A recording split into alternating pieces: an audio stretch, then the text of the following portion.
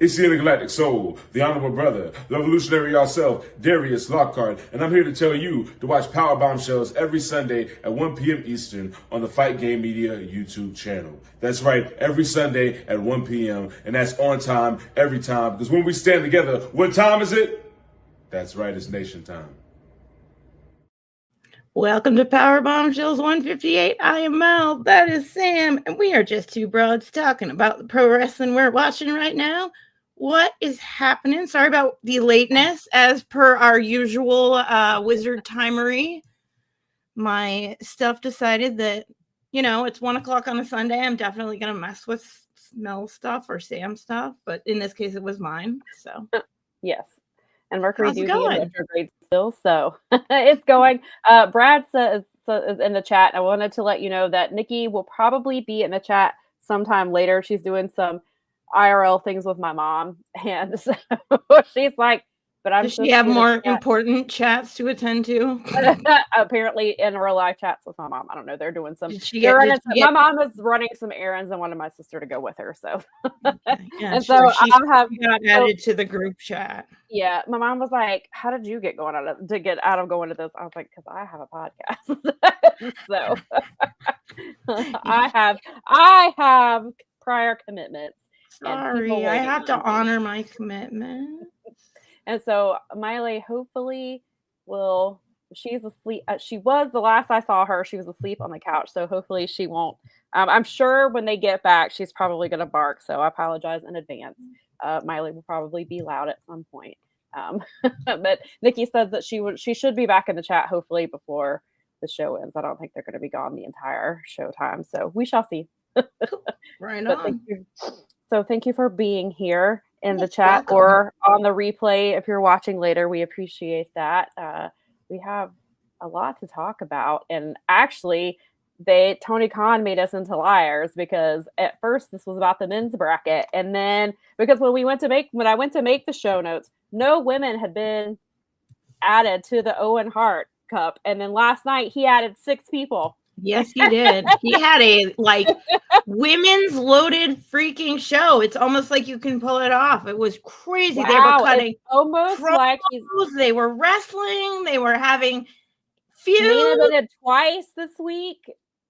It's like, wow, maybe we do after 6 years. Because remember, way back in the beginning of All Elite Wrestling, before it was really even on TV yet, the thing was we're going to listen to our fans. We're going to listen to our fans. We're going to listen to our fans.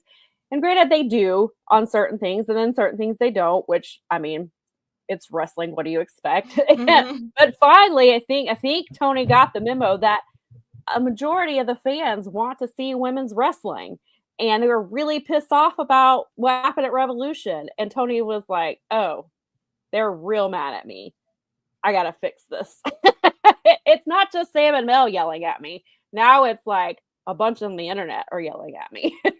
So they have a stacked women's division. That's just plain and simple. It's stacked. Like this tournament, I'm more excited. I mean, there's more women announced, and I'm more excited for the women's side of it right now. Me too. And as we've said, you and I have been saying for months that the women's storylines have been the most intriguing. They're the stories we want to see more than the men's side. And that's not saying that the men's side is bad, because there is good stuff happening over there. Oh, yeah. But the women are getting small little windows to tell these stories, and they're telling better stories than the men, who are getting a majority of your show. And finally, it feels like we're starting to hopefully, always cautiously optimistic when it comes to the AEW women's division. But I will say, based off of the last couple of weeks, especially last night's Collision, I am extremely pleased with how things are going, and I hope it continues down that path. But last night's Collision was great. I agree with Brad.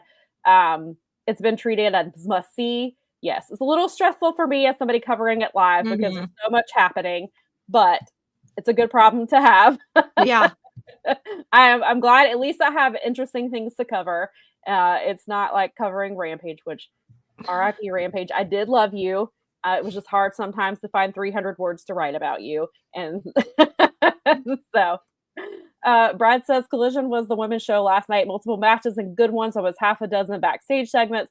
two in-ring segments with action. Yeah, and we'll get to some of that stuff, like, with we finally got the big moment we've all been waiting for, or most of us have been waiting for. Some of us have been waiting for this moment for a very long time because we've been watching ROH. And we finally got Athena and the stare down with Mercedes, and I thought it was really well done, and people reacted to Athena. They knew who she was. They got a pop. She got a huge pop. People were excited about it. I was like, look at this. Look, like Toni Storm is like the overest person right now.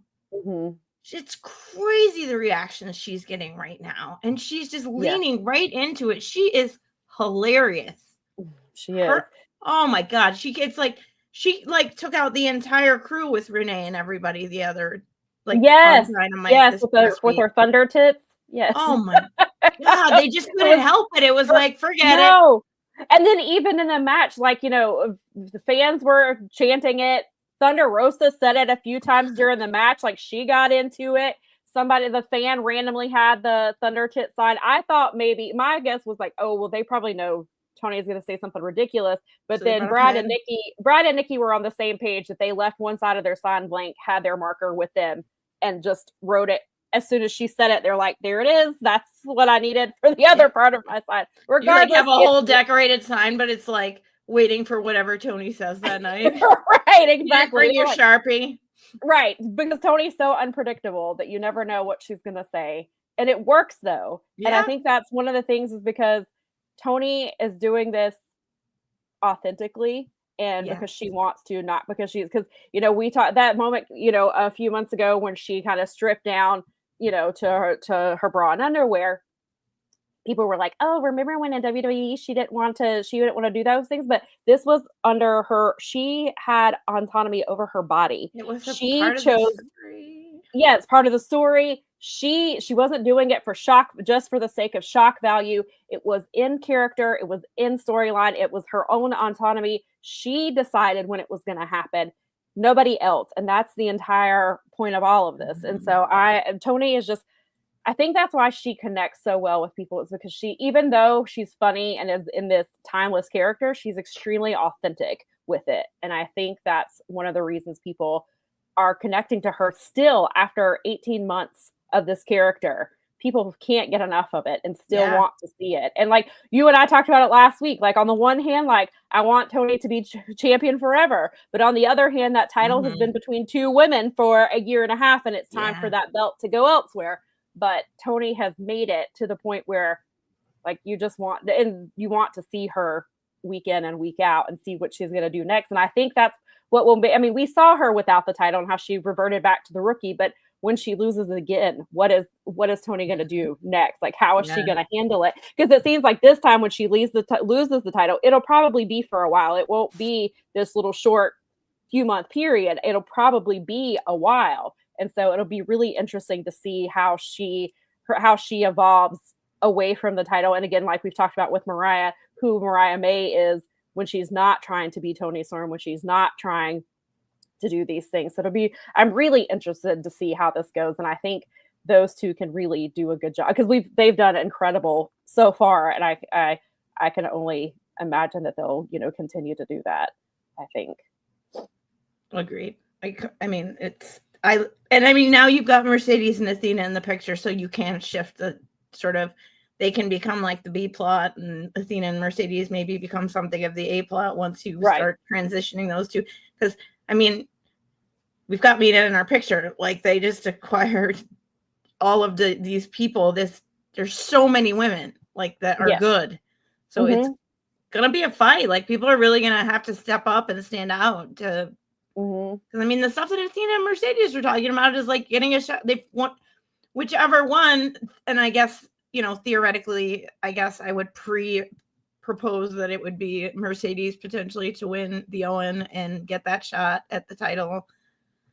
Maybe not, but that seems like the trajectory, I guess. Yeah, because of the belt collector situation. So yeah, and we talked about that last week, like how there's a couple of different it's hard to say exactly where they're going to go with Athena and Mercedes, because there's two different paths there's multiple paths, but there's like, do you go with the belt collector and continue and have her on that? But Athena also needs to drop that belt to somebody in ROH, because you don't want her to have spent 800, maybe even 900 days as this champion and then not drop that title. And then, and they have to book the ROH women's division to, how are they going to book them without Athena? Athena has been the anchor of that entire division, of that entire show, the entire 3 years that it's been there. And so how do you, clearly whoever comes behind her is not going to be able to do the same things that Athena did, but they still have to anchor that division. And how do you have to build that division up before you have Athena either drop that title or whatever, they're going to vacate it, or however they're going to do it. They still have to build that up. And there's so much. Yeah, that still is one of my concerns, and we'll see how it all plays out, in a few weeks. But Brad said that a couple of weeks back, there were rumors that Athena and Mercedes at Dynasty, and we tried to figure out why. It's still fast that Owen at least gives them a reason for the match now, and I like that. Yeah. Maria says Athena versus Mercedes has to be TBS versus ROH. I don't think they have to do title for title. They could. Absolutely, they could, but I don't think they have to do that. Which I guess what is the belt that Athena has with the spinning? It's her own belt. Well, okay, I wasn't sure. She's been carrying that since. She's been carrying that for several months, and it's actually on TV. It was Billy and Lexi who got it for her, but in real life, her husband got it for her. She was talking about it on her social media. Hilarious. Her husband got it for her. So she carries her spinning belt, and then also she, of course, wears the actual title, and so that's why. And she was spinning it obviously last night at Athena and at Jamie. So it was great. She was great. Now, do you think that Billy could potentially, because in theory, they've been building for her to win that belt, right? So that had been the trajectory for a while, and then they kind of quit with that. And then she's still just been kind of doing her own thing. She's still wrestling down there, but it feels kind of like they're giving her story to Diamante, because Diamante is now the current. Okay. This started within the last few weeks. Diamante has, she was like, I can be was kind of challenging Athena a little bit, but Athena was like, well, I can make you a minion. They tagged together last week. And they did the same thing that Billy did with Billy. Diamante did all the work. Athena got the pin, which is how that was the trajectory that she did with Athena. So, with Billy. So it feels like maybe they've decided to move Billy up to the main roster as well, perhaps. And then maybe Diamante is where they're going with this. I still would love to see, I think that Queen Aminata would be an amazing champion. She'd be great. I'd love to see her. Yeah. But obviously now she's injured. We don't know what time frame. We just know that she hurt her wrists in her match with Julia Hart last week, which obviously then cleared the way for Billy Starks to main event with Jamie Hayter last night, and they had a fantastic match. They only got 10 minutes because Dax Harwood, even though he wasn't in the main event, still had to have a 20-minute match with Wheeler Yuta, which was a great match. It was good. It could have cut. Yeah, you're right. You could have cut 8 minutes off of that, and you could have not done hologram. That was the match that Bob went and did things during. So yeah, it wasn't bad. It just wasn't necessary. It was very long, and then they didn't have to do hologram versus Blake Christian. That was not a.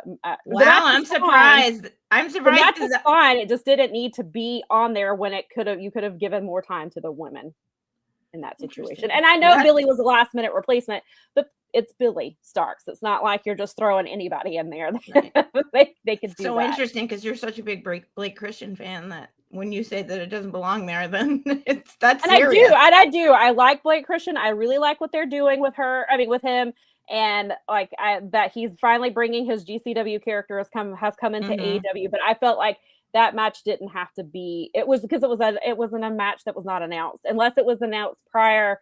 Because I was out doing in real life stuff yesterday, and so I had posted my stuff before that. And so I don't think that, but I think that match was unannounced. Which, again, the match was fine, but yeah, it was not needed in that time especially when you already gave Dax and Wheeler a lot of time, and then you just like threw that in there and gave them like 6 or 7 minutes. And I was like, that could have gone towards the women. But overall, Collision was a very good episode. The match was not bad. I mean, Hologram and Blake, yeah, okay, thanks. So Brad says that they announced it right before the show. And that's the Friday night when I was submitting my preview. I told my editor, I said, watch. I said, there's only 5 matches announced. And I was like, Tony almost always announces at least 2 matches on Saturday. And then there's at least 1 unannounced match during Collision that I'm not prepared for. And so I thought it was the Hologram versus Blake. But at least I guess he did announce it, but I missed it. But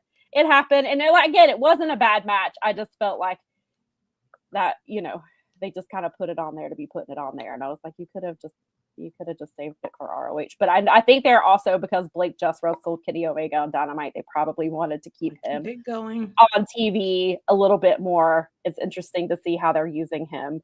And so let's see. Brad says that his guess is that Athena beats Mercedes in the Owen, maybe with the help of Billy. This also sets up a rematch for the TBS title at All In, since Athena got the pin on the champion.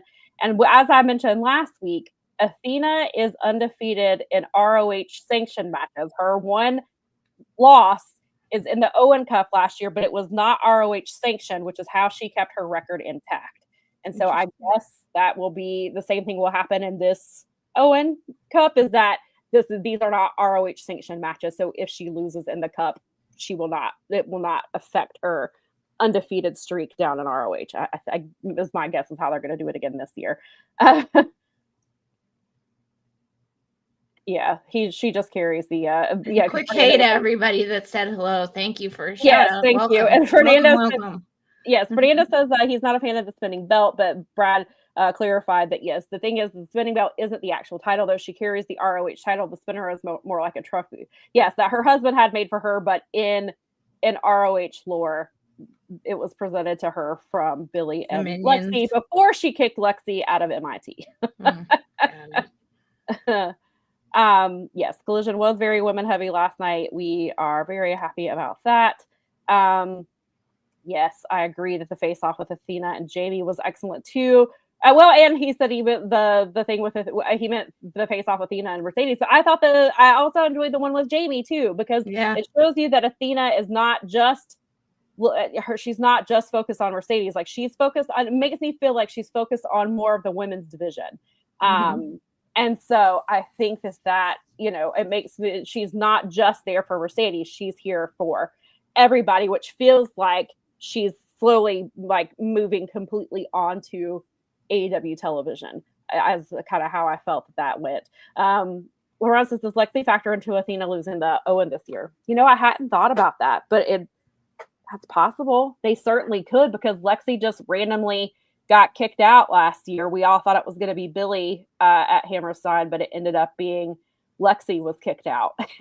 So perhaps that, maybe Lexi wants some retribution, so that could, they could definitely do it. Right, so I was trying to think of the end game for the women's Owen, and if Megan beats Tony, I think we get Statlander winning to set up Chris and Megan for the title at All In.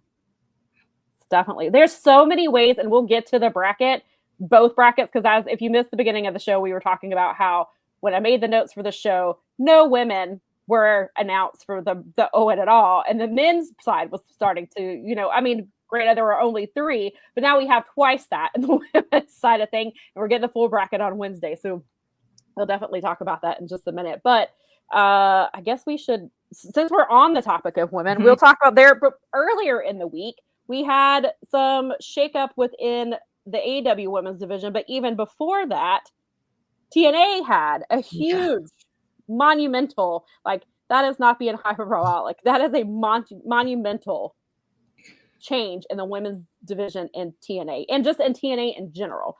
So they let go of several people, which, Mike Gilbert had kind of said it feels like they're phasing out everybody who was not one of the current group of people, and anybody who had ties. That is very common in companies when they merge with another company or when someone else takes them over. The numbers of times that transition has happened, like in retail situations that I've seen witnessed from our experiences, it's like when a new company Yes. buys the old company, they want to phase out all the old people because Yes. they want to install their people in there that are doing their thing, and they don't want any angry people, and they don't want any remnants of people that are like bad actors or like, I don't like this thing. So they replace them with their own people. I mean, it's really common. Yeah, so I kind of always do. So while I am surprised, so one of those people was Gail Kim, and so while it is surprising in the sense that she's been there for 20 years and she's the cornerstone of the Knockouts women's division. She's in the backstage. She does so much. Apparently, they just announced that Maggie Lee was signed, and apparently that was Gail signed her. And they announced, so they fired Gail on Monday, announced Maggie Lee's hiring on Thursday. And this new group sounds pretty insidious. Yeah. So, so while it is surprising, it's also not, because Anthem seems to be getting rid of everybody that was associated with. This is really much like this is the standard. This is so like common for every company. Yeah. This is how they do. This is big corporations how they do business. It sucks and it's stupid and it f's people over. But it's really, like you said, it's totally to be expected. I mean, when you saw that there was a transition when they got rid of Scott D'Amore at the first place, it was like, oh crap. Yeah. Where's this coming? Now, I wonder if Scott will reach out to Gail Kim. I wouldn't doubt it. I would not doubt it. Because he was so in the interview that I listened to him with Garrett. Right. He was like, the whole thing about the women's division was so interesting, and he was so committed to having a women's division and having one that was taken seriously. Right. So knowing that she was there for a big chunk of that. Especially because they just had a women's tournament. They just had a women's tournament at their last show, and I guess they're going to crown. I think they're going to crown. I don't think I didn't watch the Maple Leaf Pro shows yet, so I didn't either. But I think you're right. I think you said they were having a tournament. The champion yet. Their first champion, right? I don't think they've crowned the champion yet. Yeah. I think that's on a upcoming show, so they can certainly bring in Gail for that. And Lauren says, pretty much what I think a lot of people are thinking. If Tony is smart, he would offer Gail Kim a contract to work for AEW/ROH, have her scout talent for the women's division and contribute backstage. She might be able to get Deanna on track too. Hiring Gail Kim seems like a no-brainer, especially I just don't see it. Especially when you have just in a backstage situation. First of all, ROH desperately needs somebody like her, because that division is not nearly as strong as the AEW division. They're not booked. They're ROH, obviously we talk about a lot of times it's more of an afterthought. That particularly goes for the women's division now. If Athena is getting ready to leave and potentially Billy, they are going to need all the help they can get. I would love to see Gail Kim do something with ROH. And not just with the women. She could help the entire brand. Yeah, I was just kind of like thinking about, she would be incredible. Could she book that whole thing?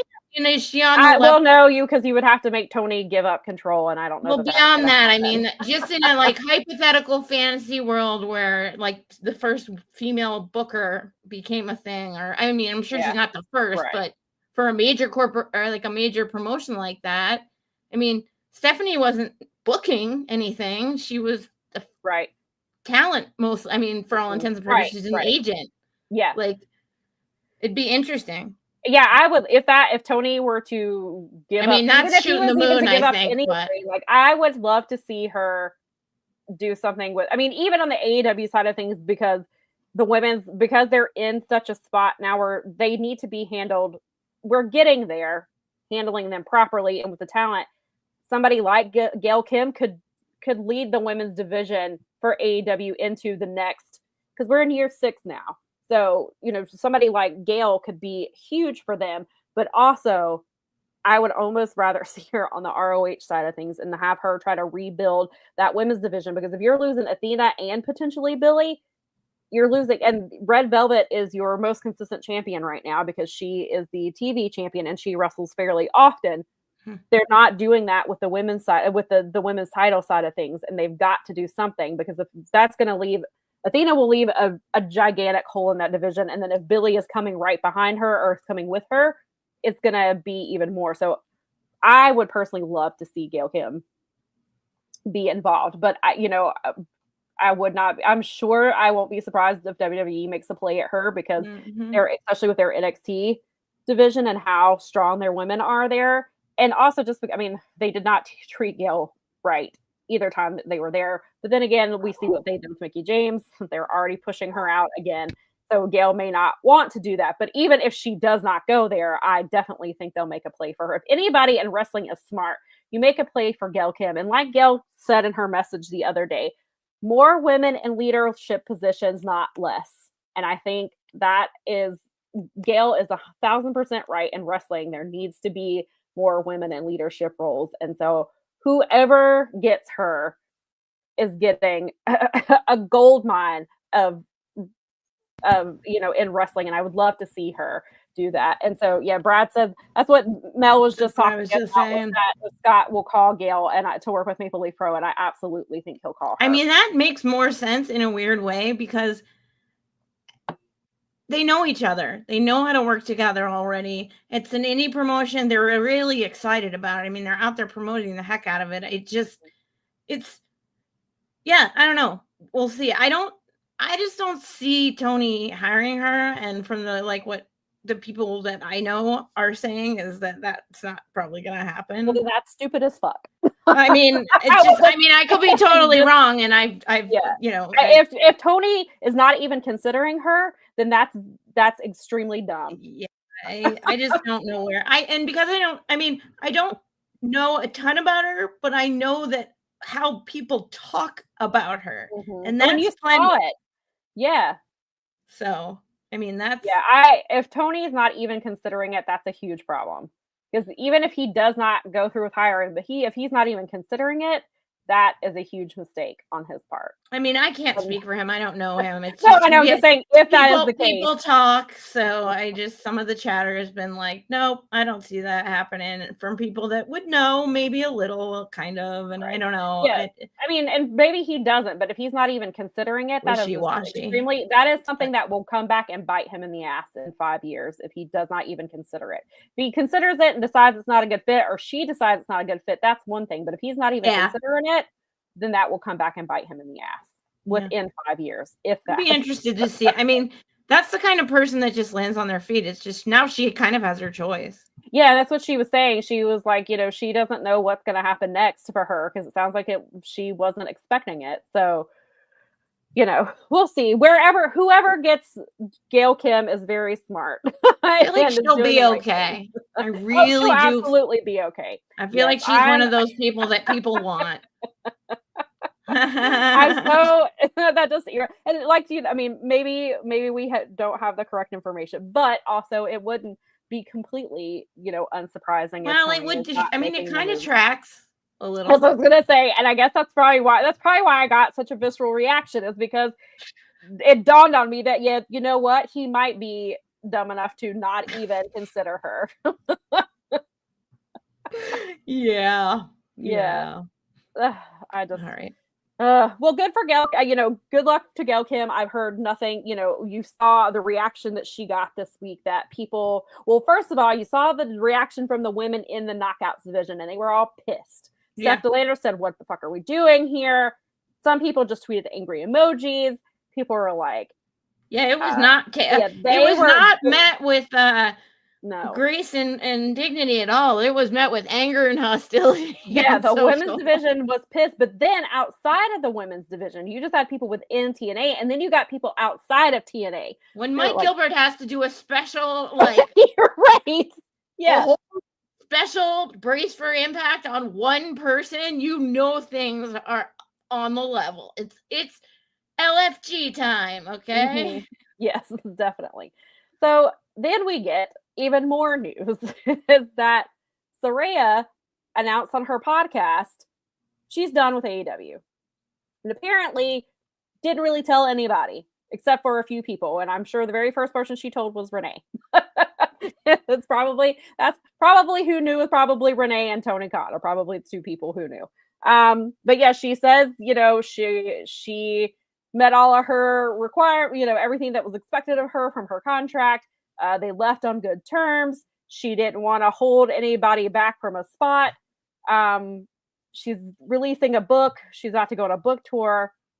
I took that as the women's division is moving on without me, and they're moving on faster, and I cannot contribute to the level of the division, and I am stepping away. Is how that read to me. Was just like the only thing I mean, I didn't hear, like, I saw some of the transcript of it, but my immediate reaction, my visceral immediate, like, knee jerk was bye Felicia.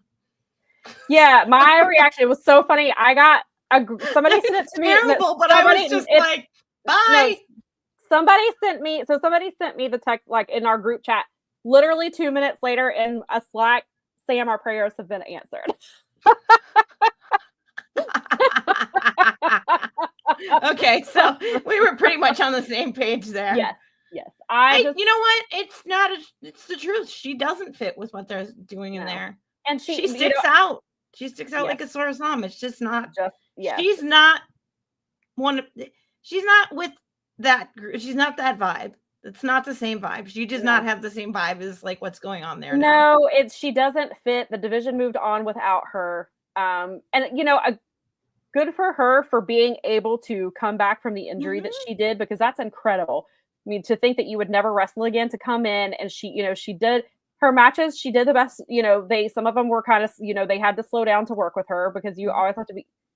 You don't want to hurt somebody. You don't want to re-injure somebody. And so I felt like her matches moved a bit slower. And I guess at the time it's still, even the division wasn't what it was, what it is now compared to even 2 or 3 years ago. But I felt like the matches with her were slowed down, because you had to make sure, not that she looked bad or anything. They felt clunky a lot of times. And then I feel like they gave her that title for her book. I feel like she was already writing the book, and she even said, "Thank you, Tony, for helping me finish my book," but she said basically along the lines of, "Thank you for giving me this title so that I could write it in my book," is how it came across. That's how I took it. And so she took that belt. She took Emi Sakura's dream entrance on top of that. And I feel like, some of the things with, because Saraya comes in and she says, "I'm going to change the women's division. I'm going to get more TV time. I'm going to, get more TV time, but the women's division get the women more TV. She made all these promises. She didn't really get to live up to them, but also some of that was not her fault, because from my understanding, the Outcasts went to Tony and presented these various ideas to them and were shot down every single time. So it's not like Saraya and Tony Storm and Ruby Soho and Britt weren't trying to move. They were trying to move the story forward. They were trying to do these things reportedly, and Tony just was not having it. Tony would not agree to it. And so I think that definitely stunted a lot of what she was trying to do there. So I often forget that she was women's champion. But that's I don't think about it as much, and I don't. Sometimes, like, I will legit block it out. We'll go through champions, and I'm like, wait a minute, she was. So it just didn't. Maybe it just wasn't the fit for her. She has said the day prior to her announcing that she wasn't, saying she had said, she would be open to returning to WWE. And I was like, oh, that's interesting. And then literally the next day she announces, I'm done with AEW. I've met my commitments, I'm leaving. And then she was just, when she did say they left on good terms, I think, I was going to say she served her purpose, but I don't know that she even served her purpose. But then again, I don't know how much of that was Tony, thwarting the booking. Tony and Sanjay Dutt and Pat Buck apparently were reportedly the ones who were not letting the Outrunners do what they wanted to do, because they basically wanted to be the female NWO. They had all these plans. Britt went to them with a bunch of plans. It was something they all wanted to do, and Tony, and then they just got shot down. And then Jamie Hayter got hurt as well. That kind of thwarted things. I mean, I do think Tony Storm getting away from the Outcast was the best thing that could have happened to her, because here we are now. But yeah, so I good for her for being able to come back. I don't like a lot of the things about her personally that she was doing. She was, doubling and tripling down on some really shitty things. And so I got to the point I didn't want to see her. I know a lot of people when she came, they really weren't. Some people were super either when she first came at Grand Slam, some people were like really excited, and then some people were like, why is she here? We don't need her. And I feel like those people might have been proven right. I was just like, oh, okay, cool, that's good for her. And then it just went downhill from there. And so I don't think I guess it will probably be harsh, but I don't think the AEW women's division is going to suffer without her. I feel like she would have gotten, if she was still trying to compete, she would have gotten left behind even more. Along with Britt, we saw how much Britt Baker has been left behind. Again, she missed 10 months with various health injuries. It's a miracle she can even wrestle as well. But I feel like the division has left her behind as well too. And she's just not. I feel like her and Saraya are no longer fits for the current version of the AEW women's roster. Is how it kind of feels like. And now on top of that, we have Mina Shirakawa, who was coming in. And Mina is, she announced last week she's leaving Stardom. She is All Elite. She will be coming back, seems fairly soon. And so I feel like, not that you're necessarily replacing Saraya with Mina, but like you already have, Mina is a really good talent. And Mina has the storylines. Fans seem to respond to her really well. I feel like this is a good move for the women's division. I think having Saraya leave and bringing Mina in, and regardless, even if Saraya wasn't leaving, then I think Mina would have made a ton of sense here. And I think that Paige had a huge impact on the next movement. And we cannot take away the history of what Paige did for women's wrestling. Absolutely not. That being said, she's not that person anymore. There was an injury. There was time away. There were a lot of questions about her health. She came back. Her pacing just didn't match up. And you gave it a whirl. You gave it a try. I guess, okay, with the belt, sure. I mean, it's not exactly how I necessarily want to do it, but okay. I mean, it's done. What's done is done on that front. But I agree with you entirely when she is going to drown in that women's division the way it is right now. And go get other work, go do other things. Yeah. I mean, the last thing you want in your locker room is like somebody that's unhappy there anyway. So, right. Yeah. And she has said that she just kind of left it up. The tweet that I saw from her was, what am I going to get into next? And I wonder if she goes back to WWE, if it will be in just an on-screen role, which is part of what prompted her to leave in the first place, is because she wanted to wrestle and they would not clear her and she didn't want to be on screen. But I don't know if now that she's wrestled a little bit and she realizes, maybe that part of my career has passed me by, maybe WWE lets her wrestle. I don't know where she would fit into things there. And so I'm really curious because WWE has moved on without her. But they do love their nostalgia and they are bringing back. Their member berries are strong with them. Right. So I could see, I'd be very curious to see like if that's where she goes. And somebody was like, what if she went to TNA? And I was like, could you imagine that's who they replaced Gail Kim with? Oh my! Because even just, I guess clearly not on the same level, but Saraya is somebody who has been in wrestling her entire life. She has her family. There's a whole damn movie about that family. She's got a book now, so I mean, she definitely can still contribute to wrestling. And even if it's not in the ring, but I don't know. So I don't know if, is this something, does she want to continue in the ring, or is this, I got it out of my system. I realized like, hey, I got this great second opportunity. I did what I could with it. I can't hang in the ring anymore. It's time to just be an on-screen character or just to be backstage. And this is it. So it'll be interesting. I absolutely will not be shocked for her to go back to WWE. I think that's where she's going. To do what? I don't know. I wouldn't be surprised. I mean, as soon as she said that, I was like, oh, she'll be back then.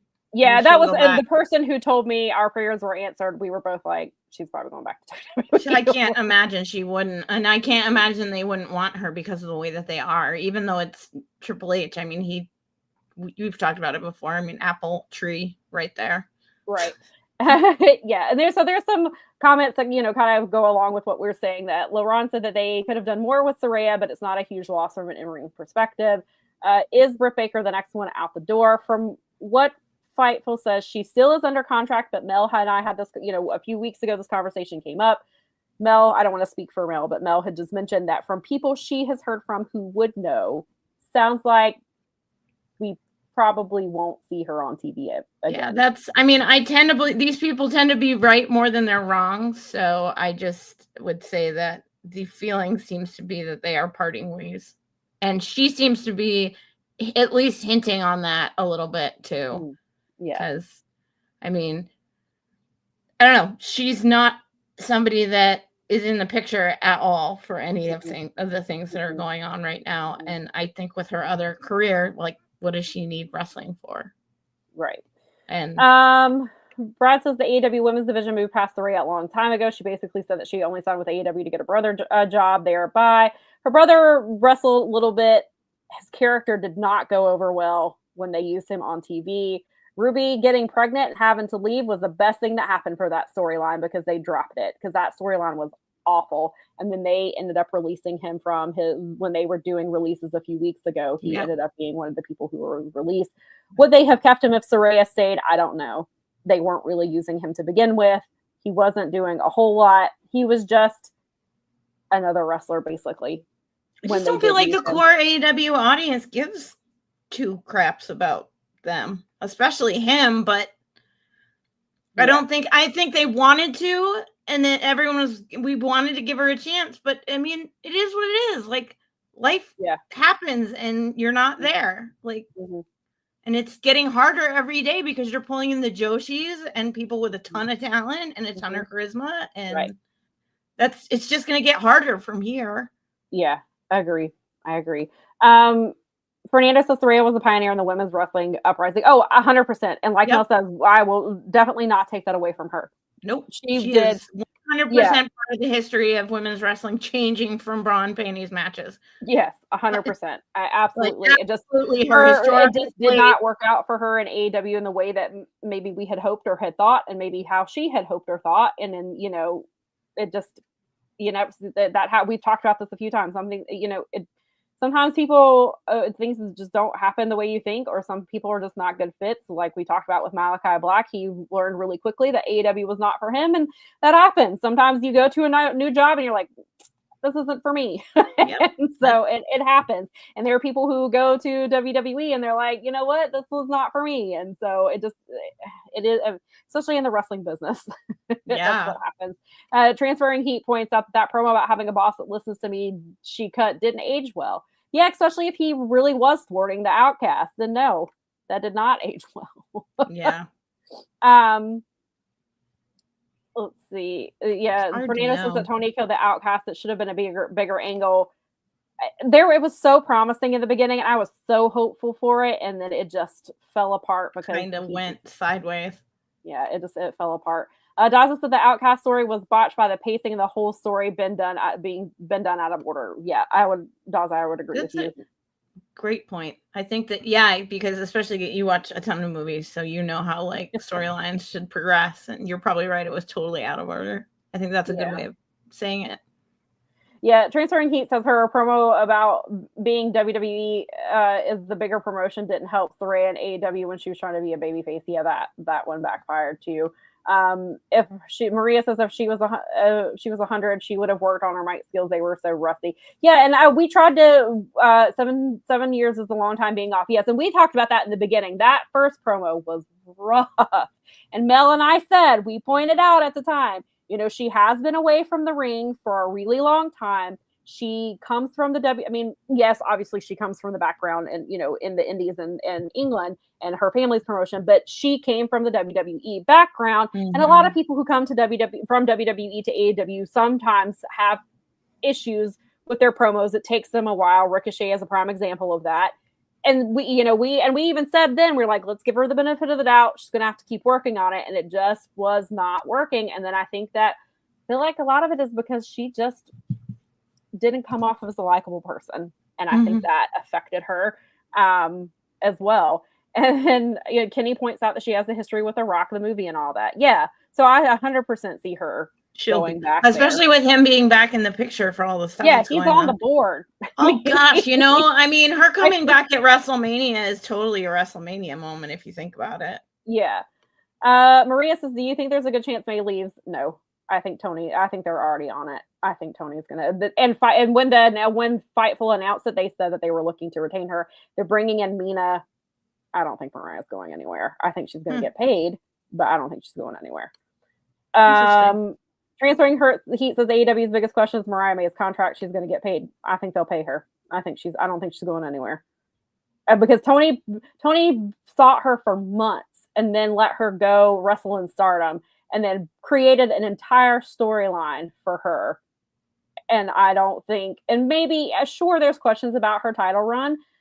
I don't think it was as bad as some people do. I would have liked to have seen more, but I think there was more that they can explore there. Mina is coming in. I don't think Mariah's going anywhere. I think they'll re-sign her. And they have time. She's not supposed to be done until the summer, and it's almost April, so they have time to get her reset. Do I think WWE makes a play for her? Well, if they're smart, yes. TNA should even make a play for her, even if they don't think they'll get her.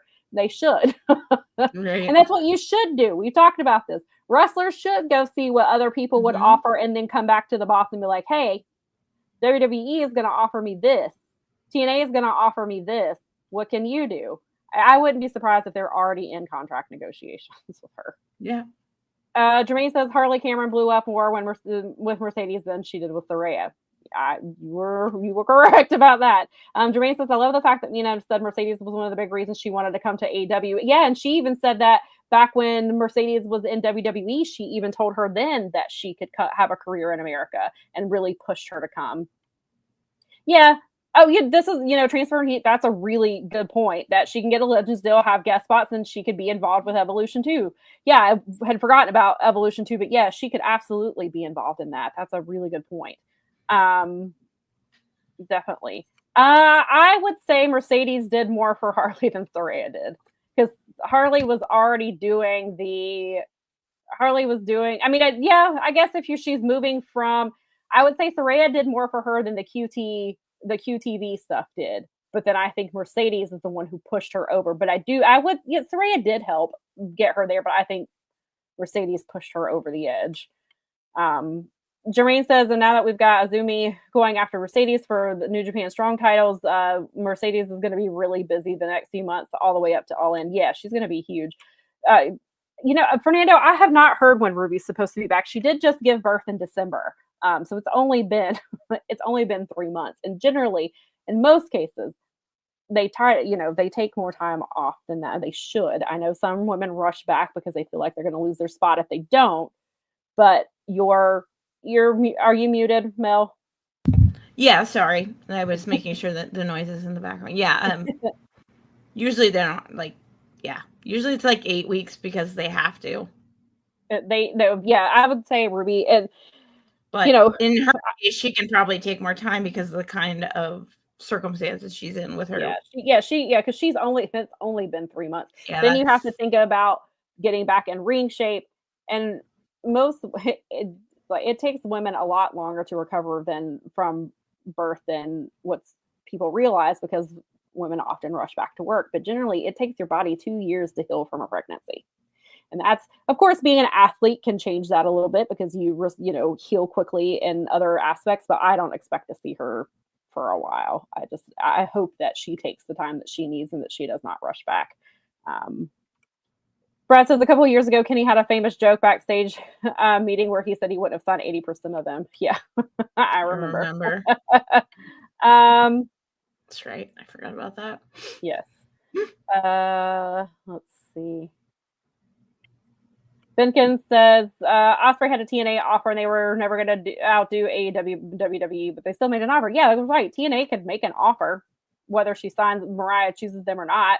She can still say, hey, not only does WWE want me, but TNA wants me too. And TNA has a deal with WWE, so I could go to TNA and then end up on WWE TV. Like, she could play that angle if she wanted to. However, to get her paid, I want her to get paid.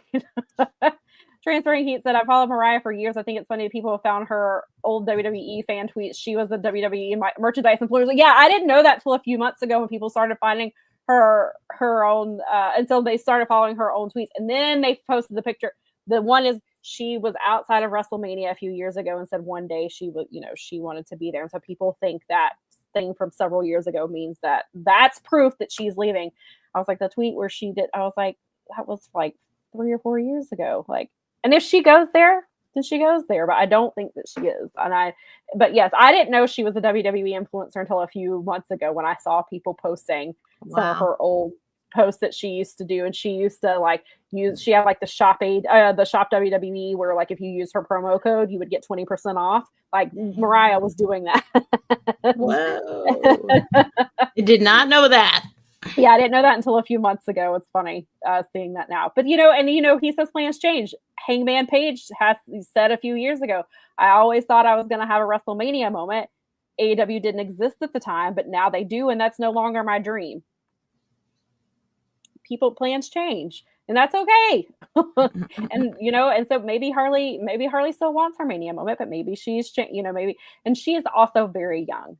So she could sign. It would be interesting to see how long of a contract she signs wherever she goes because she's very young.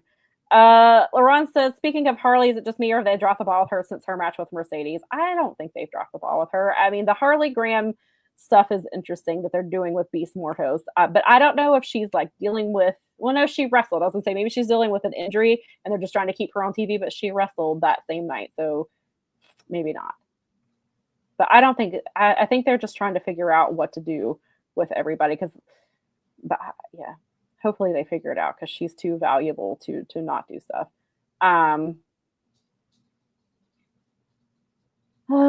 Yes, Daza, there's reportedly going to be an Evolution 2. That's been the rumor around for the last few weeks. Supposedly they're going to announce it soon. Laurent says they haven't done anything with Ty Mello and she's been cleared since January. Yeah, I've wondered about what's going on with that too. About where Ty has been. Anna Jay popped up on social media a few days ago. I don't know if she was just taking some time off, or did she get injured again? I can't remember. Maybe she got. Which one? Anna Jay. If she got injured because they just quit using her, but I didn't know if she was taking time off or if she had gotten. I'm not sure. That got a little banged up, and maybe they were just giving her a couple of months off. But yeah, Lauren, I often wonder what they're doing with Ty, which is really interesting.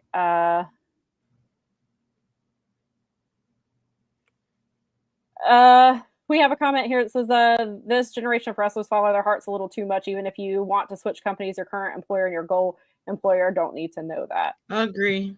Yeah. I think you can, the idea is that in business reality, like you use that as leverage, but you don't necessarily go, I'm going to go do this. I mean, it's a way to get paid. You use it as a bargaining chip. It's like, well, all these other places want me, so make sure. I mean, in certain situations, yes, you should probably let them part ways sooner than expected. But on the other hand, you signed a contract, and if you don't like it, then you're just going to have to suck it up until your contract's up, and then you can go where you want to go. But I think if you do that, you have to be a professional about it and not be a moody little butthole. Yeah, right, stuff, right. Which we've seen from a lot of people. It's kind of like, I'm going to, instead of doing my job, I'm going to throw a temper tantrum while I'm interesting. It seems like it's more men wrestlers who are doing that. Just an observation. All right. So we will move over to the Owen Hart Cup and we'll kind of circle back to the women's stuff too. But when I made these notes, the only thing that has been announced were the men. And then we have twice as many women who have entered. So the men's bracket, the 3 that we know of for sure, Will Ospreay called his spot like 3 weeks ago, 2 or 3 weeks ago. And so he's like, because obviously he wants the title shot All In. We are still honoring those, unlike WrestleMania. When you win the Royal Rumble, you're supposed to get a WrestleMania main event. The women haven't had that happen since WrestleMania 37 when Bianca Belair and Sasha Banks headlined. And it appears that Jey Uso and Gunther are not going to be main eventing WrestleMania. So now it seems like neither one of them are doing it. So, but over here, for now at least, All In still honors if you win the Owen Cup. This was the rule they added last year, because before you just got a cup and a belt and the prestige of being an Owen Hart Cup winner. Then last year they upped the ante and said winner gets a title shot at All In. They're doing it again this year. So, of course, that has made this much more appealing, and many more people want to get involved. So Will Ospreay caught a shot a couple of weeks ago. Was like, I need to get in that All In main event, or in that All In title match. Jay White has also entered in. He made 2 announcements last week. One was that he was entering the tournament. 2, original Collision Cowboy was returning to Collision, because we haven't seen him in a while. And he was issuing an open challenge on top of that. And we'll talk about in a second who answered. I mean, we knew going into it who had answered the challenge, because the graphic popped up and we saw who it was. And then also we have Hangman Adam Page has also declared for the Owen Cup, which pissed Swerve off, because Swerve obviously he's got a title shot against Jon Moxley in a week from today. And so there's the possibility that Swerve wins and then Hangman wins the cup, and then they have to face off again, and Swerve is not happy about it. Swerve is pissed off. So we've got that. And then so we have the 3, it's already bulking up, and we've got some 3 really strong contenders in the cup. But then the announcement stopped, and I guess we'll find out on Wednesday when they go over the brackets who else will be involved. Do you have any theories on who else is going to get added to this bracket?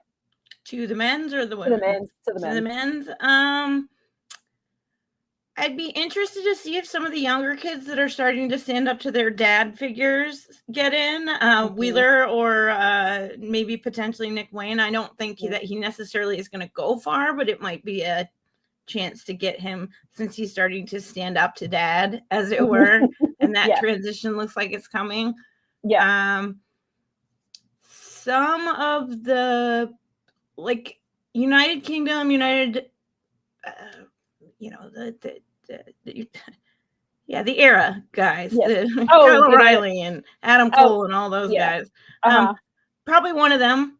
Well, Adam Cole challenged. Adam Cole challenged. Or Daniel Garcia issued a challenge to Adam Cole last night. They're having the match at Dynasty.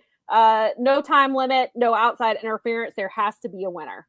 And Jay is in the tournament. And is Kevin Knight going to be in the tournament, or he has not? They have not announced anything past him signing. So Kevin Knight, if you missed last night, Kevin Knight had a very good match. Was a ridiculously good. I knew, like, on paper it was going to be good, and then it just was everything I wanted. It was. I was so that went on my list. I was thrilled to cover it. And then Jay was like, shaking his hand, telling him, talking about Dojo. We'll be seeing more of you here. The fans were really, really excited for him. And he was like, that would have been your cue to leave, but the fans wanted you to stay. So, but my favorite was during the match, Jay looked at him and he said, "You've been trained at the dojo, haven't you?" And Kevin's like, "Yes, I have." They had a New Japan match on Collision last night. Right. And then it was interesting when Kevin came out last night, the New Japan logo popped up, and we know that his contract has been up with them. And I was like, and I pointed that out to Nikki, and I was like, look, the New Japan logo's up here when he's coming out. And then Tony announced afterwards that he was officially All Elite. I was like, I don't know if Jay was supposed to say what he said, because it kind of alluded to the fact. But he did. Kevin Knight just wrestled AR Fox on ROH 2 weeks ago, and they had a banger that ended in a time limit draw. So they're definitely going to run that back. But also, he and Kushida are challenging West Coast Wrecking Crew for the strong tag team titles at Windy City. Wait, is it Windy City Riot or Resurgence? One of the two there. I think it's Windy City Riot. Shows. I think it's Windy City Riot. I could be. I'm sure somebody in the chat knows for sure. So he's not done with New Japan, and he even tweeted today. He said there are a lot of owl emojis in, and he put the owl emoji. A lot of owls in the comments asking who I am, and he was like, you Just know, be patient. You'll find out. And also, New Japan, I'm not done with you. So it's really interesting. Thank you. Steven said it is Windy City. Okay, I thought it was Windy City and not Resurgence, but then I was like, you could be wrong. Yes. Okay. Thank you, Brad. Perfect. That's right. Windy City is soon in a few weeks. The Resurgence is in May. Yes. Okay. Thank you for clarifying. I knew that I knew that Walker Stewart tweeted it last night, and I couldn't remember which one it was. And I've seen a lot of stuff about Resurgence today, and I was like, wait, which one is it? But regardless, I'm very excited for Kevin Knight. And also, to shamelessly plug myself, if you are not familiar with Kevin Knight, I did post my interview with him this morning. I got to interview him last year, right before he was in his second BOSJ. We talked about being in BOSJ again, he was in TNA at the time. So we talked about being mentored by Motor City Machine Guns and Kushida. We talked about he was in Ashe's very first match, and then he came back. So we talked about what that means to be in the very opening match of a brand new company and then to be brought back. So we talked about that too. Kevin Knight, I cannot say enough good things about him. On top of being an incredible wrestler, he's incredibly kind. He's amazing, and I hope all good things for him. So go read my interview. We'll plug it again.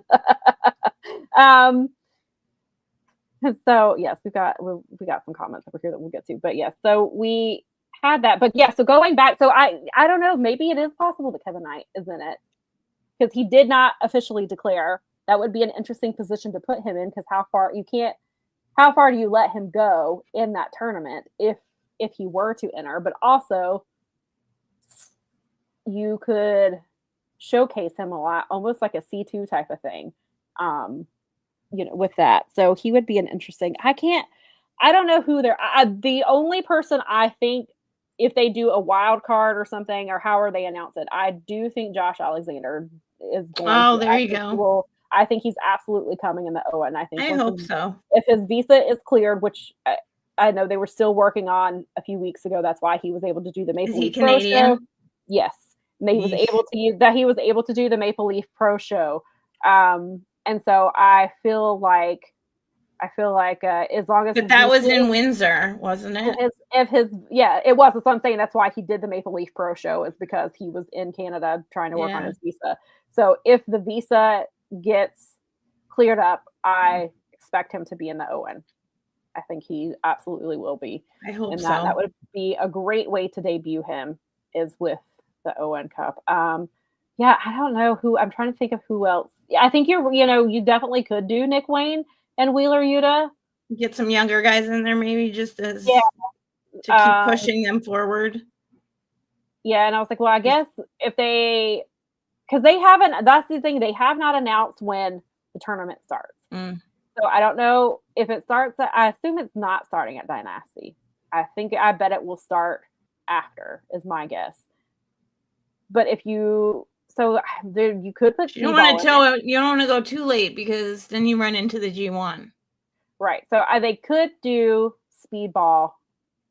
Oh, I didn't even think about that. Because, I mean, let's be honest, Kenny Omega is not losing that title anytime soon. So you could put Speedball in that tournament. And I would love, if they get Josh Alexander in that tournament, to have a rematch of Speedball and Josh Alexander. Would be a lot of fun. I would love to see somebody like that in there. But I would like to see maybe bring Jack Perry back.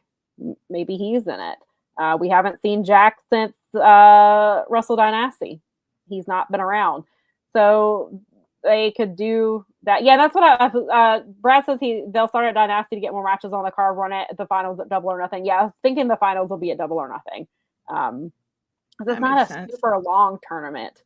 So they could. That makes sense. But yeah, so it'll be really interesting to see what on the men's side of things. But then on the complete flip side, they added there were no women who had declared until last night, and then 6 of them declared.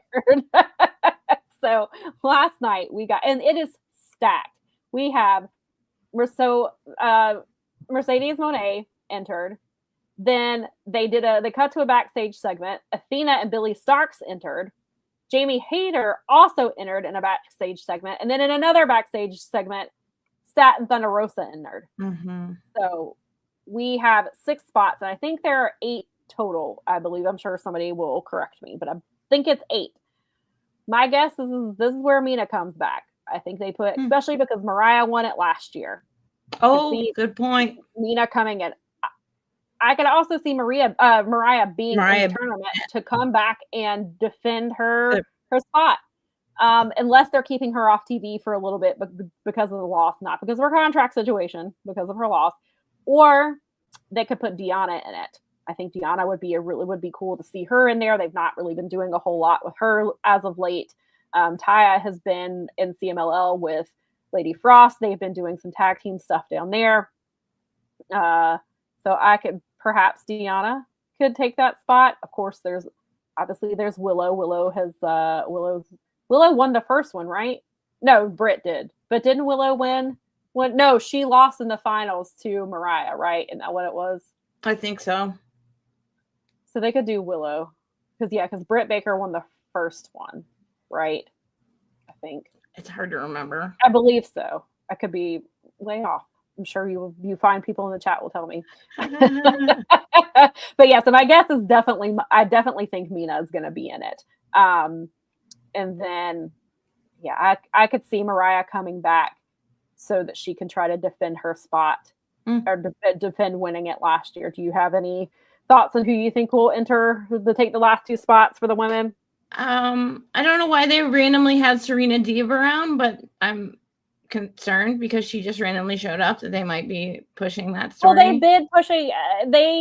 Serena's been on Collision for the last few weeks. She's been doing. So I mean, there's probably she had the matches with Queen Aminata, and then she challenged Aminata in a little in-screen promo. She challenged her to the first ever women's. Oh, that's right, match. The pure match. But then she got hurt. We don't know when. They've never followed up on when that's going to happen. And then last week, before Queen Aminata, obviously she was injured in that match. But Queen Aminata was saying that she didn't want Serena's help. Serena offered because she had a notebook full of her 1,000 moves that she's been working on for decades. She's going to give it to her. And she turned it down. So then last night she was like, "Well, your wrist." She turned her down again, and she was like, I can respect that, but I think deep down, you're wrong. You're going to have some time off. Why don't you read? And she shoved the notebook at her. So they could. So Serena has been around a little bit. So they could, maybe Queen Aminata was supposed to be in it and maybe they replaced her. That's what I'm wondering. Because Queen Aminata seems like they were putting her on AEW television quite a bit lately. That seemed like someone that might get entered. Because they were going to I think they were eventually going to do that women's pure match. And that's why she was on TV. And then Aminata got hurt. I mean, there's also Julia Hart. You could put, Julia Hart. Oh, that's a great. Yeah, Julia Hart could definitely be a part of that because of what she's doing right now. Yeah, and she's not, I don't want to say directionless, but they've just put her in, they did her the 3-match series. Jamie got injured, or Julia may not be in it, and perhaps Julia cost Jamie a match. They could also do that because they were feuding, and then Jamie's had visa issues, and she went back to the UK. So Julia was targeting, or Jamie was, so they could do Julia versus Jamie. So even if Julia is not in the tournament, she could end up costing Jamie a spot, perhaps. And is Willow in it, or she has not? No, that not seems. Yet. I mean, but I don't know if she. It's obvious that she might. Is she going back to? I know she was in TJPW recently. Oh, does she have any? Is she booked for New Japan, or I mean, I know they're. I don't know. I honestly don't know. The chat will know if she's booked for any upcoming Japanese. I feel like last week they told us she was doing something overseas. I know she just came back. She just did. She was doing Britain, right? No, she did TJPW 2 weeks ago. Okay. I think it was 2 weeks ago. So I'm not caught up on anything right now. So I don't. As far as I know, she's available, but I could be wrong because I'm not keeping up with what's happening there. Thank you for, I knew the chat would come through. Britt and Adam did win the first one, which is You're what right. I thought. Thank you. And then Willow and Ricky won the second That's one. right. That's right. That's right. Yes. Because they wanted to make that a story, but it ended up kind of not happening. So yes. And then Steven says that nothing is announced for NJPW, but maybe TJPW again. Yeah, I'm wondering if she'll go back and do some stuff with them. Oh, and Laurent said, do they bring Sky Blue back? She's been cleared. You know what? I was just thinking about her a couple of weeks ago and wondering if she had been cleared yet. So I could absolutely see Sky being involved here. That'd be cool. Especially if Julia, well, then that would take another spot away. But I could definitely see Sky getting involved. People have wondered if it would be Sheeta. I would love to see Sheeta, but I don't think Sheeta's going to be involved in this year. I don't know exactly what's going on with her. She's been doing a lot of non-wrestling things lately, so I don't know what is going on with that. Why did Tony bury the Vendetta? Well, Taya again has been doing stuff in, I don't know what exactly they're doing with Vendetta, because you saw her the last time we saw Deanna on TV, she got mad and was going home, whatever that meant. Mm-hmm. But Taya has been in ROH some, and she has been in CMLL like 2 weekends in a row. Her and Lady Frost were teaming in CMLL, apparently having very good matches. So it seems like Taya is kind of doing that stuff. So I don't know if that's why they've temporarily paused things. They have hinted at bringing in a third member for them. They've also, some people assumed it was tag team titles that they were going to do with them. So I don't know what's going on with them, which is why I was saying, perhaps they put Deanna in, in one of those spots, but I'm really not sure what is happening there. I haven't heard anything. Like, I haven't heard that there's like any, they're mad at her or anything like that. I haven't heard anything like that. So I don't know if it's just not, if there's any drama or if they just, everything else is going on. So she's been pushed to the wayside, like, kind of like Harley. I mean, Harley's on TV more, but perhaps they put Harley in the tournament. That's always a possibility. Oh, maybe that'd be a good idea. Maybe they would. Maybe put her there. That would be interesting to let her do a tournament style thing. That would be kind of cool, especially if they put Beast Mortos in the men's side. They could do that. Daza says, any idea when Marina is going to be wrestling, and officially her wiping through the Owen would be a good start? I have wondered if I did actually, that thought crossed my mind last night, was if they would put her in the tournament and let have Willow, and because they could do the last two spots as Willow and Marina and let them finally get their hands on each other via the tournament. They could absolutely do that, and perhaps they hold off on Mina a little bit, because I don't know, when is Mina officially done? Is she officially done with Stardom, or does she have any other commitments? That I don't Brad know. Or Vinkin or anybody else. All of our fine Joshi watching associates in the. Yes, she does have a match on Dynamite. It's the mixed tag match. It is Marina and John Moxley versus Willow and Willow and Swerve, right? Yes. And then Marina cut the. Actually, John Moxley made me laugh because his promo, he says, "I'm only scared of 3 people: my mom, my sister, and my wife." Mm-hmm. And then he said, and then he met Marina, and and she's scary, but he conveniently left out Toriano and Willow. Yeah, he always does that, because he can't. You can't let anyone know what his real kryptonite is. We all assumed that his wife was someone he was afraid of. So. And then Marina spoke in her native language, and then she said, "Try to keep smiling while I rip your liver out and shove it back down your throat." And then Mox was like, "See what I mean? She's scary." And he like backed up and was like, "I'm out. I can't. I'm out. I don't need to do anything here." So yeah, they could definitely. So maybe Mina's not cleared yet. I wasn't thinking about her needing to finish up. Okay, so she has four shows coming up. March 31st is tomorrow. And then Brad says she finishes up in Stardom in a couple of weeks. Steven says, but she is on some cards going. So her contract is officially up, but she's honoring those matches, it sounds like. I bet she's just fulfilling her final dates. That makes sense. Okay. Brad says her last match is against her unit mate Mika on I believe April 7th or thereabout, which is next Monday because it's the day after Dynasty. So perhaps she could be in the tournament, but if she's got to finish up her commitment, then maybe you do put Willow and Marina in there and finally let them actually get their hands on each other without anybody else involved, without it being a mixed match thing. You could do that, but I really could see, unless they're just keeping Mariah off of TV for storyline reasons, for letting her, she lost her title and they're trying to keep her off there. But as I've said, Mariah has been posting on her social media a lot. She's been posting pictures of her and Mina. She's been posting pictures of her with the title. She's been posting, she's very active on social media. So I could see her coming back for the Owen to try to, maybe she's like, you know what? I won the Owen last year. Let's start all over again and try it there. So, and if she assumes that Tony is still going to be the champion by the time that Owen is done, then maybe she thinks that she can get her title back. Maybe she thinks that's a way to get a rematch. So there's also, that possibility. Steven did clarify their contract is up on 3/31, but she's on more cards beyond that. LaRon says this is a pretty strong women's field. I hope last year entrants are really strong in-ring workers because maybe that will convince TK to give us a women's C2. Good Lord, we can only hope, right? LaRon says, isn't Mina on the Windy City Riot show for New Japan? I want to say yes, but I'm sure there are people in the chat who can tell you for sure. No better than me. Because I can't. I saw that card, and that card is stacked, but I haven't looked at it recently, so I don't remember anything beyond, like, Zach. And I think Suji's on that card too, right? I think Suji's on that card. And they're doing a bunch of, Comic-Cons around that. They're doing some signings.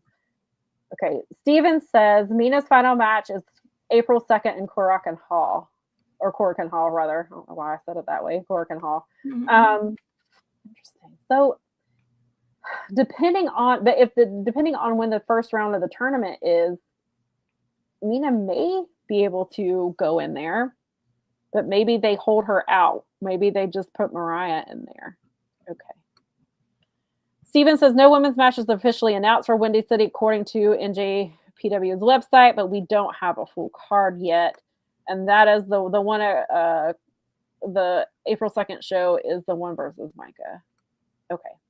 Thank you for clarifying because I wasn't sure.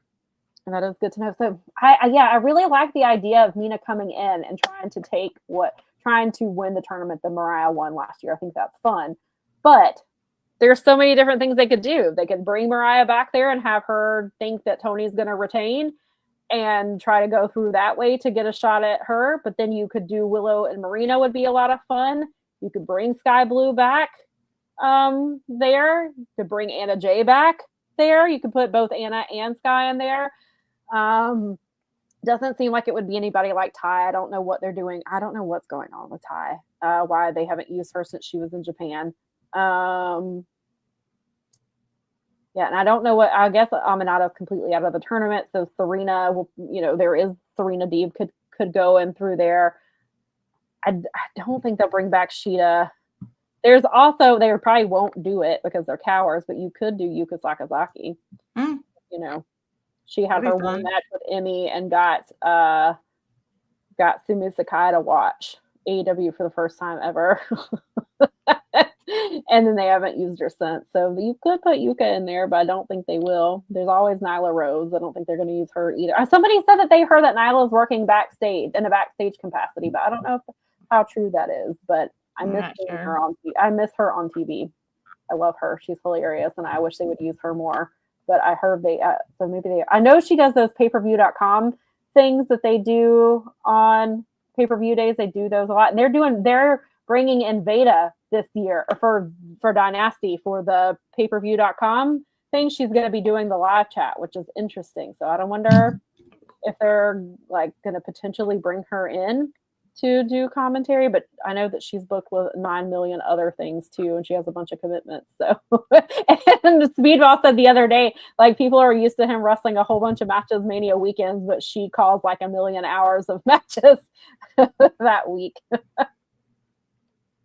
Daza says that they have had surprises in the past for just one match, like Maki Ito. That is true. They have done that. Well, then bring in Yuka. You could. I know she's busy with Choco Pro, but you could always bring me Emi Sakura. I will always be happy for an Emmy match. I know because I know she was doing some stuff in India, and then she went back to Choco Pro a couple weeks ago, and she's doing stuff over there. But I missed her on my TV and would like to see her again. I know that's part of the problem of having a stacked women's division. Sometimes people get left out, but he was never that great at booking Emmy anyway, even though she always delivers and always she should beat Athena for the title. It was one of my theories last year. I was like, just put it on Emmy. Let Emmy hold the ROH women's title and let her beat everybody up. I would like that. Finnegan says, I think Maki and Mayu are both on excursion. Yeah, or Miyu Yamashita is on. She's on a bunch of like WrestleMania week shows. She's been in she's wrestling Natty at Bloodsport, which is okay, that's right. Amazing. I remember that.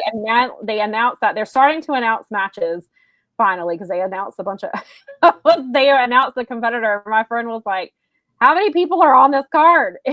You know, it's like he's like they just every time I turn around, there's a new match announced. I mean, a new participant. They finally started announcing matches the last couple of days, and she's getting that one. And there was another really good match that she just got announced for, and I can't remember now what match that was, but she is going to be very busy during that week. But I think she is going to be around the U.S. a while, I think is what I had heard too, Finken. Lauren says, are they phasing Nyla out as an in-ring talent? I remember she used to get the first title shot when they were crowned a new champion. And that's the running joke that Mel and I always have is that when a champion wins, that's who you face. Her out, yeah. She made a comment a couple of weeks ago on Twitter, and I can't remember what spurred it, but it was she was quote tweeting something related to a match, and she basically was saying that she doesn't know if those days are over for her, or I think it was like trying to get the title back or something, or I don't know. It was very interesting because she doesn't normally talk like that on Twitter. She's normally very, upbeat, and she calls AEW. She's like, hey, Job, I did this. Because like some person was like, oh, I didn't even know this was happening today till I saw your tweet. And she was like, hey, Job, this person, look at what I did, basically. And so I don't know. I would love to see her on TV. I do sometimes wonder because of some of the laws that are being passed in certain states where women like Nyla are not allowed to compete. Besides Oklahoma, we know that whole debacle, and obviously AEW is beside her, but this is happening in more and more states, and I am wondering how that's going to affect her. Hopefully that doesn't mean, I hope they would not use that as a reason not to re-sign her or something like that, but it does make me, I have kind of wondered, like, if these laws pass, like, what does that mean for her? I assume she just cannot compete in those states. Would they put her on there anyway and risk a fine? Probably not. Probably not. That is something that I thought about a few times when I hear about this stuff, and I was like, well, what does that mean for her? And it's just not just her. There are clearly other wrestlers that this is going to affect, especially on the indies. This is going to affect a lot of people, and so I don't know what that means. And so I would like to see Nyla booked more because I really enjoy her. I really like her. I love that they were finally letting her use her, basically who she is on Twitter. They were finally letting her do that in the ring and do that on the mic and stuff like that. And she's funny as hell. And she's a huge asset, and I hope they find a way to continue to use her. And then, hopefully it's not just in a backstage thing, but, I hope they keep her around. I really enjoy her, but I wish I would maybe put her, like I was gonna say, maybe put her as the surprise person, but then she'll probably get kicked, she'll be the first one eliminated probably, and then they'll bring her back for Pride Month like they like to do. Brad says, remember when the indies wanted to be different from WWE as possible? Now they all want to be partners, and GCW is running a whole ID tournament show during Mania week. The indies are cooked. Yeah, them deciding to bring in doing the ID tournament during the collective was kind of fucked. It's complete opposite of what they were supposed to have. It was the complete opposite of why it started in the first place. And then some of their talent started getting ID'd, and then I guess they were like, hey, that will bring us the money, maybe. It's frustrating. Lauren says if they're not going to do anything of substance with Deanna and AEW, can they give her another run as ROH Women's Champion? God, put somebody. You've got to do something. Whenever Athena leaves, and probably Billy is probably right behind her, then you've got to put in you need somebody like Deanna down there. Lauren, I would love to see her down there as a woman, because Taya already wrestled, and they could, if they wanted to, they could have put her the ROH Women's title on her, and then have Taya beat Red Velvet for the TV title, and then have the Vendetta have both of the, have them hold the 2 women's titles, and then have them kind of run amok down there with things. I think that would be fun. I like that. Tony Khan, do something. They should be using Deanna more. She's a former multi-time champion. There's no reason for them not to be booking her, and she can go. It's not like the division has passed her by. Like, she can fit in. They just need to use her more. And I would love to see her as ROH Women's Champion. She would be. I really like that idea a lot, of putting her down there and letting her kind of take over the mantle from Athena, because it would be huge for her to beat Athena. Hopefully that's what they're doing, and she's not just gonna vacate the damn title, which some days it looks more and more like that's what they're gonna do, and I hope that's not what they're doing. But you can have Deanna beat her, and then just let her and Taya run things down in the women's division down there. Fernando asks, what are your thoughts on Evolution 2 being announced? Mel, do you have any thoughts on that? I mean, I didn't even know that was going to be a thing. It's not official. It's being rumored. I mean, I follow, so I'm literally just not interested in what WWE is offering product-wise. So it's just another thing they're throwing out there to try and compete. I know what their game is. I understand how this works and whatever. I mean, they're always going to pull that. They're always going to do those things. They'll scrape the bottom of the barrel for anything to try and like compete with. Right. And I mean, I get it, but which is not of interest to me. So it's like, okay. I mean, I hope you guys have fun if you get a show. I feel like it is going to be more of the same from last time. It is empty promises to make fans feel like they care about women's wrestling to an extent that they don't really. They didn't follow through with it when they should have. Sure, it would be great. I'm sure they're gonna have some, if it is actually happening, there's gonna be some awesome matches, but I also feel like we're not gonna let women main event WrestleMania. We haven't had them main event PLEs often. Here's a guaranteed women's main event. Well, it's a giant publicity stunt for what their boss is being accused, their old boss, quote unquote, is being accused of. So, I mean, in terms of like, see, we like women, we would never do the abusive things that we're accused of. I mean, in that regard, that's totally in WWE's wheelhouse to do. That's what they do. That's like, again, it's the look over here, not over here. Well, send Stephanie to tell her to bury the fact that she was like brutally they also sodomized, right there. He said, "Hold my Rumble in Saudi." Yeah, correct. I mean, correct. Yeah, exactly. Right. And so I mean, we're talking about the place that like does the worst tactic every year for the last like 30 years. So yeah.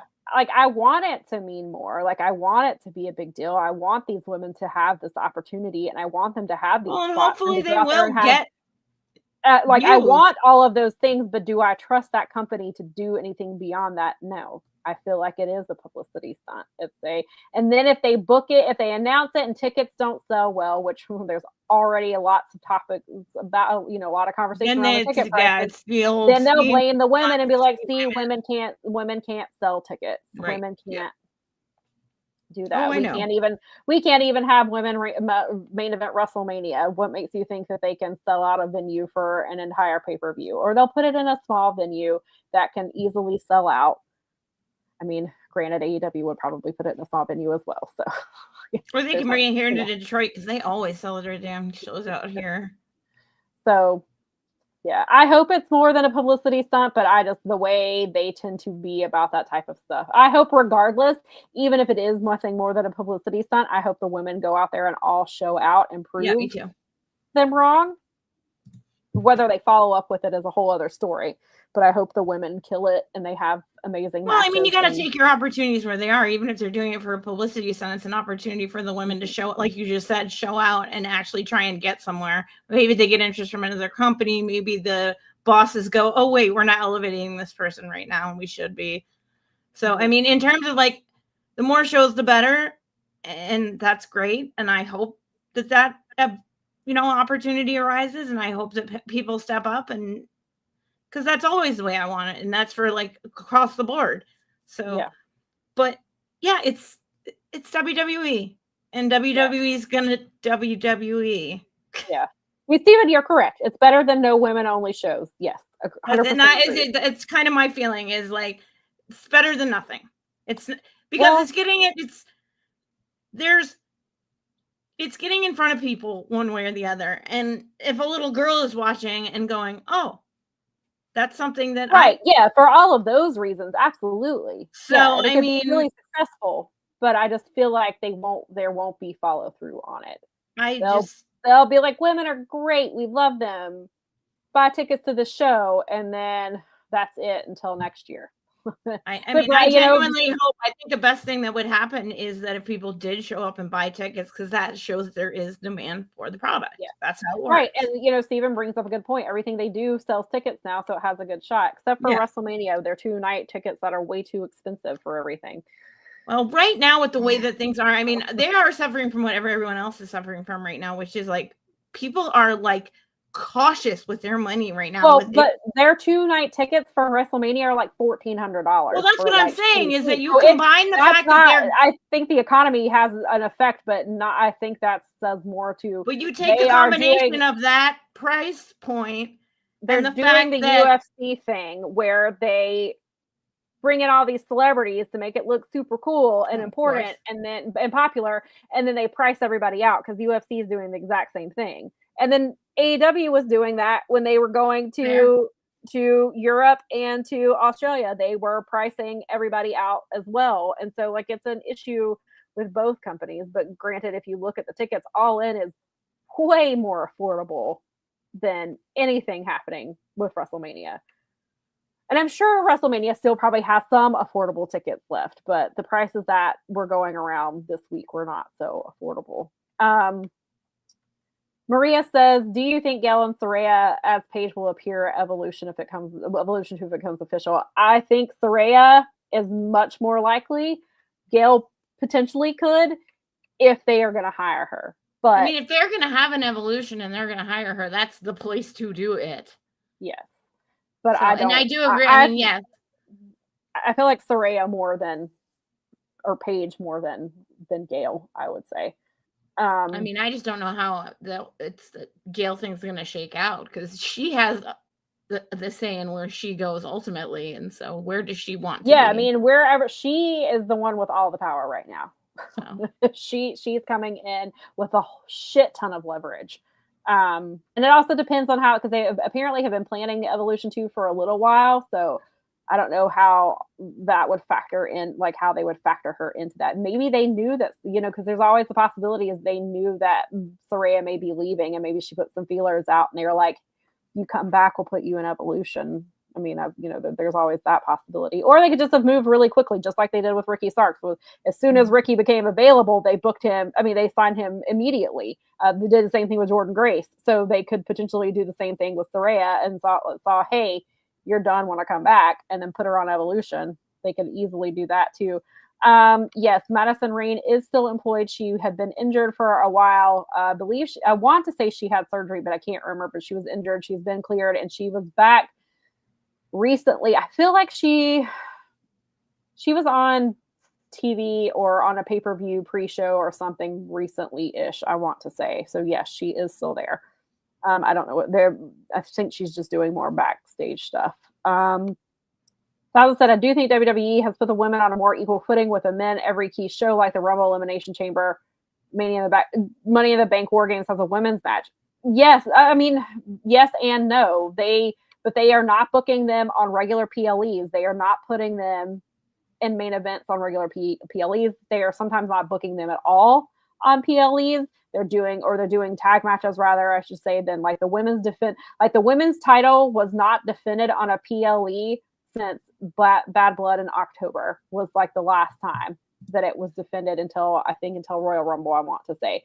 So they have once again, like last year, Bayley won the Royal Rumble and WWE barely even talked about it. The whole thing was Cody and The Rock. And this year, they have booked Charlotte Flair versus Tiffany Stratton to be a Mania SmackDown match at best. That story has been horribly booked. So the Royal Rumble winners aren't getting shit. And then their better book story is Io and Rhea and Bianca. And Rhea inserted herself into the match and signed a contract last week. The contract was for 2 people, and she forced her way in the match and signed the contract, which, obviously out in real life is not a real thing, but in wrestling, sure, it can happen. And so that match will be really good, but that's not going to main event either pay-per-view. And then their second best story is Naomi and the things that Naomi and Jade are doing. Hopefully that gets a Mania match, but you also have to fill out your SmackDown card the night before. And so it's very well could be booked there too. So, and the NXT women are booked much better than the women on Raw and SmackDown easily. And so I don't have a lot of faith in them, but Steven makes a good point that we'll see. Vince was in charge the last time. So that is a fair point too, but also Triple H doesn't really care about the women either. Shawn Michaels does. If Shawn Michaels is heavily involved in Evolution 2, then I would give it more of a chance. I would say he would do a better job at it. And so it definitely... The famous, infamous Stephen Conway from Speaking of Strong Style filling us in with lots of New Japan news and stuff. Yes, guys can catch them 5:30 every Eastern every Thursday right here on this very same network. Yeah, and then shameless. That's a shameless plug right there. See, yeah, our network. Yes. Make sure you can come subscribe. And we appreciate where your information goes. That's what you guys do. Yes, it's extremely helpful. And we're just glad that you're here. And Fernando, yes, inflation is definitely a huge issue for sure. But guys, I went to Costco yesterday. Without inflation. Dude, I went to Costco yesterday for the first time in a while because it was time. Because we do it only a few times a year and buy a bunch. And oof, that hurt. That was painful. Some of that stuff like in there that like used to be $8 is like $15 and $16. Like it's doubled or tripled in price. It's wild right now. It is. We are living in a historically weird time, folks. I don't know. I still blame the Hadron people. I think that they super collided us into an alternate reality and that they shouldn't be messing with those. They shouldn't be like bombarding like time-space particles with things. I think they like sent us off into the Bernstein or whichever one university you wanna, whichever one you think. Mandela effect. Yeah. Yeah. Yeah, Google but it's definitely going to be affecting wrestling. I mean, I think wrestling prices they were already an issue prior, but now they're really going to be. The price gouging with tickets has been going on for way too long anyway. Yeah. And that's not just exclusive to WWE, although they do take advantage of it. But it's getting ridiculous. Like for nosebleed seats for Bill Burr at the freaking arena, $800. Yeah, that's something I've talked about it a bunch of times. That I was someone who went to concerts all the time, but because of Ticketmaster and their dynamic price and Live Nation and their dynamic pricing, it was more affordable for me to go to wrestling every month and be entertained. And so I was just going to wrestling shows. Yeah, that's it. Indie right now, honestly, like because it's so inexpensive, it's so affordable, and you have such a good time. Like our Richmond Rockets, even like even like Ashe front row seats are $50, but it's worth it. I know what I'm getting. Yep. And I know that I am also supporting. I know what I'm supporting. I know where that money is going. I know who it's going to. I know the talent, the level of talent, and the people behind the scenes that are making that show run. And so $50 can be a lot, especially I'm sure it's going to be even harder this year. And maybe I have to sit in the third row, and maybe I have to do GA. Who knows? We usually do GA, and they're usually like somewhere between $15 and $25. Yeah, and I don't think it's totally worth it. I know where my money is going, and I'm keeping a local business afloat, or at least helping them stay in business. So I would for the money. Seriously, Fernando, right? It's for the money, for your money. An indie wrestling show is one of the best values around in this current economy. Like, it's so much fun. You always meet fun people. Mm-hmm. There's great talent out there right now in the indies all over the world. Not just, the people that I'm excited, like, our guys are all over the place, but like, there's a lot of really good talent in CCW. Mm-hmm. I'm like, we're having our ruckus in 2 weeks. I'm super hyped for it. It's like, this one's particularly great. It's not even like inexpensive. I could walk to it. Like, right. All my local companies, like all the local downtown people are like sponsoring it. It's going to a charity. All the proceeds go to a dog rescue, Saving Destiny here in town. It's like, right. It's wonderful. It's just, the whole thing is like put together right. It's just fun and good. And if you're into it, that's like what I would look for. Support your indies if you can. And that's not to say don't go to the major shows, because I go to AEW when they come to town. But I want to try. I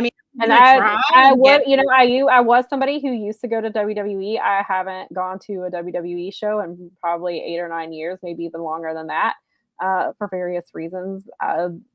They're coming back, I think, in May, and I would be tempted to go just because I want to see Motor City.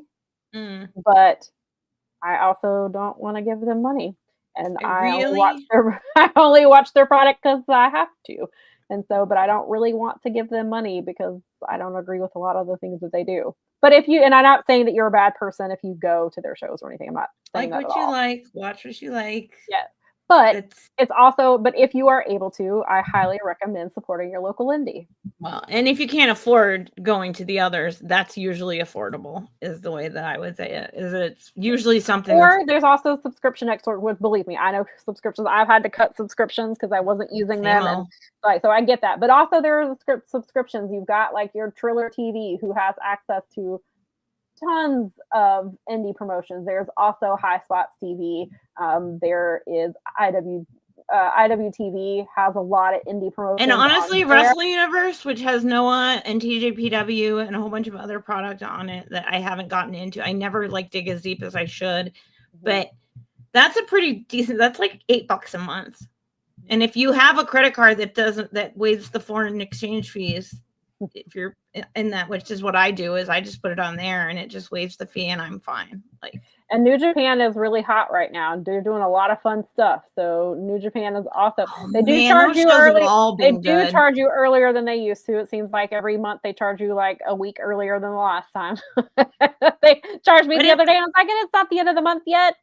And then just. But to their credit, I don't think they've raised the price since I was subscribed in 2018.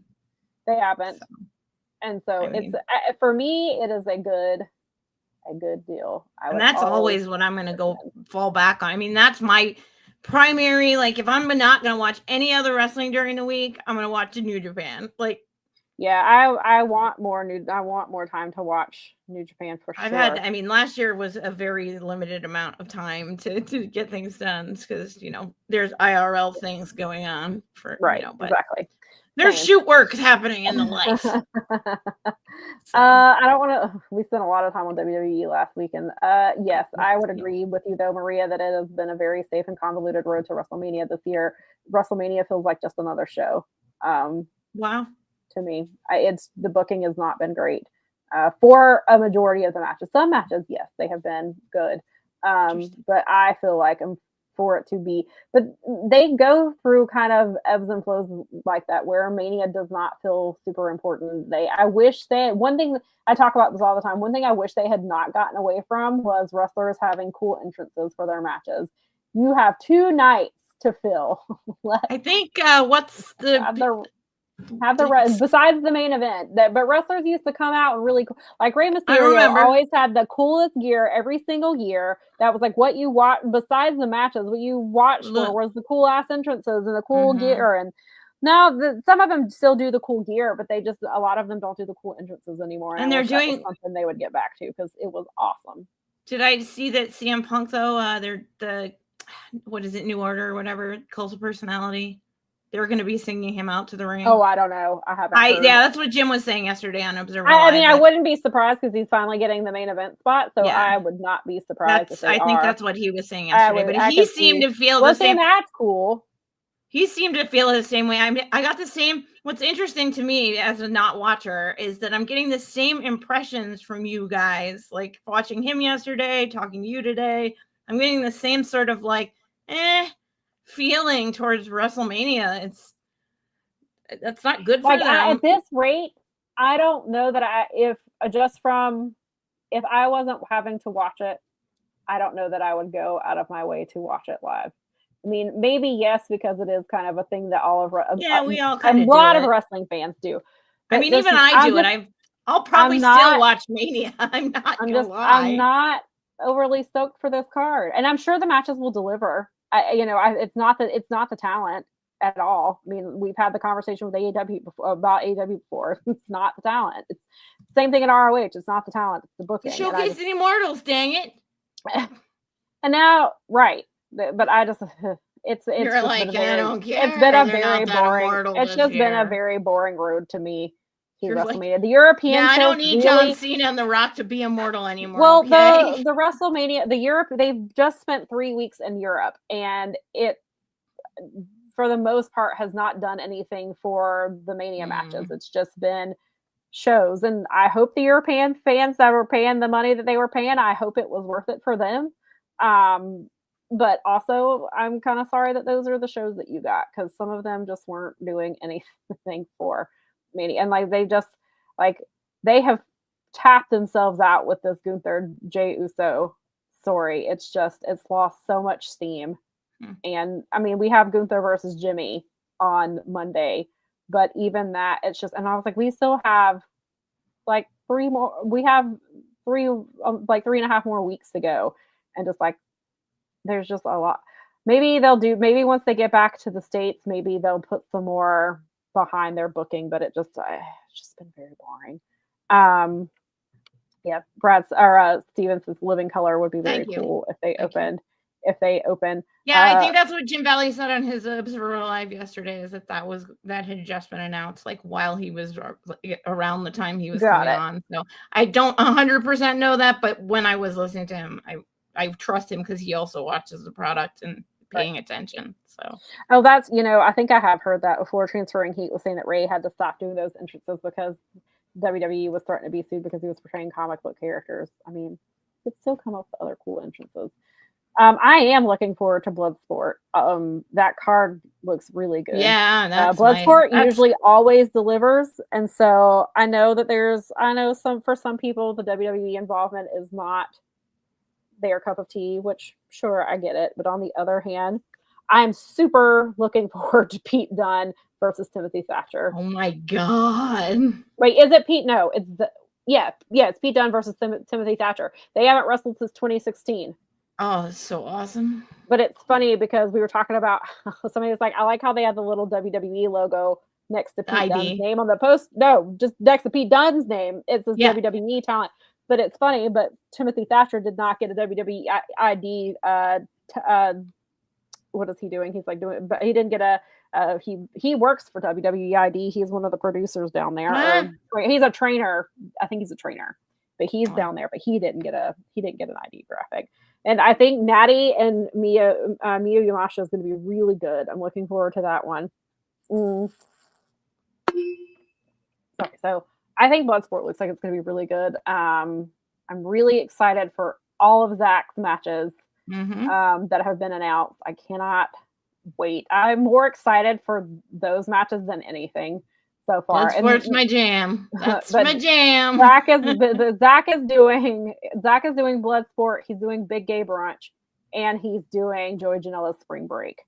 Josh Barnett continuing the Bloodsport events.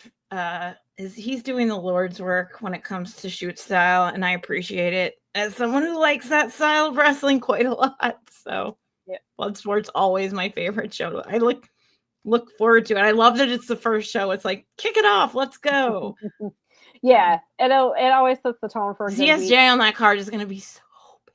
Yeah, and Zach is going to just... I feel like almost that Bloodsport will probably be, of those 3 matches he's doing, Bloodsport may end up being my least favorite. Not that least favorite, but like that not that it'll be my least favorite. No, but I feel like those other matches may be even better than whatever he's going to do at Bloodsport. But he's going to kill it, and I'm just like, super excited to see him. You may as well write down the 3 Zack Sabre matches from that weekend in your notebook ahead of time. Just save yourself the trouble and write them down. Go ahead. Just write it down, and then you can rank it accordingly when you find. There we go. There. Yes, I'll rank it live on air. There you go. So you're like, I already have it written down because I know it's going to be on the list at the end of the year, but now I need to read it. Some of these cards are crazy, and then like we still don't know for sure. I haven't heard anything. I don't know that Ashe is going to be live. Right. But if you are in Vegas, please go. Go. And listen, they moved NXT Stand and Deliver to 9:30 in the morning on that Saturday. You can go on Thursday at 11 a.m. and go see Ashe and go support them. Or you could also go at 11 a.m. You could go on that same day as Stand and Deliver. Big Gay Brunches at 11 a.m. Steven said, I'd pay money just to see Zack Sabre Jr. experience Las Vegas. Matter and Antimatter at the same place. Seriously, that is what a great point. Like, that guy does not. Oh my God, yeah. And Vegas, if you're not the kind of person that wants to go to Vegas like me, it's a weird place to go. We had more fun like sitting in the Irish pub drinking Guinness, listening to the like band than we did like just about doing anything else. We like bought a pizza at New York, and we're like, okay, we're done. This is wild, and it's in the desert. You're not kidding. That would be hilarious. I wish you would blog that. You should like vlog it. I want that. I would watch that. That would be so incredible great to me. I cannot. Yeah, I'm really excited for that. Brad says that he's already ordered the 2 Stardom shows on Triller. So excited for those and anything TJPW is doing. TJPW has a Mania show. has a show that weekend at the Collect. Are they doing? I can't remember if they're doing 2 shows. They usually do a TJPW show, and then they usually do a crossover show. Then they do a TJPW versus GCW show. I can't remember if they're doing that this year or not. And then I know Spring Break is doing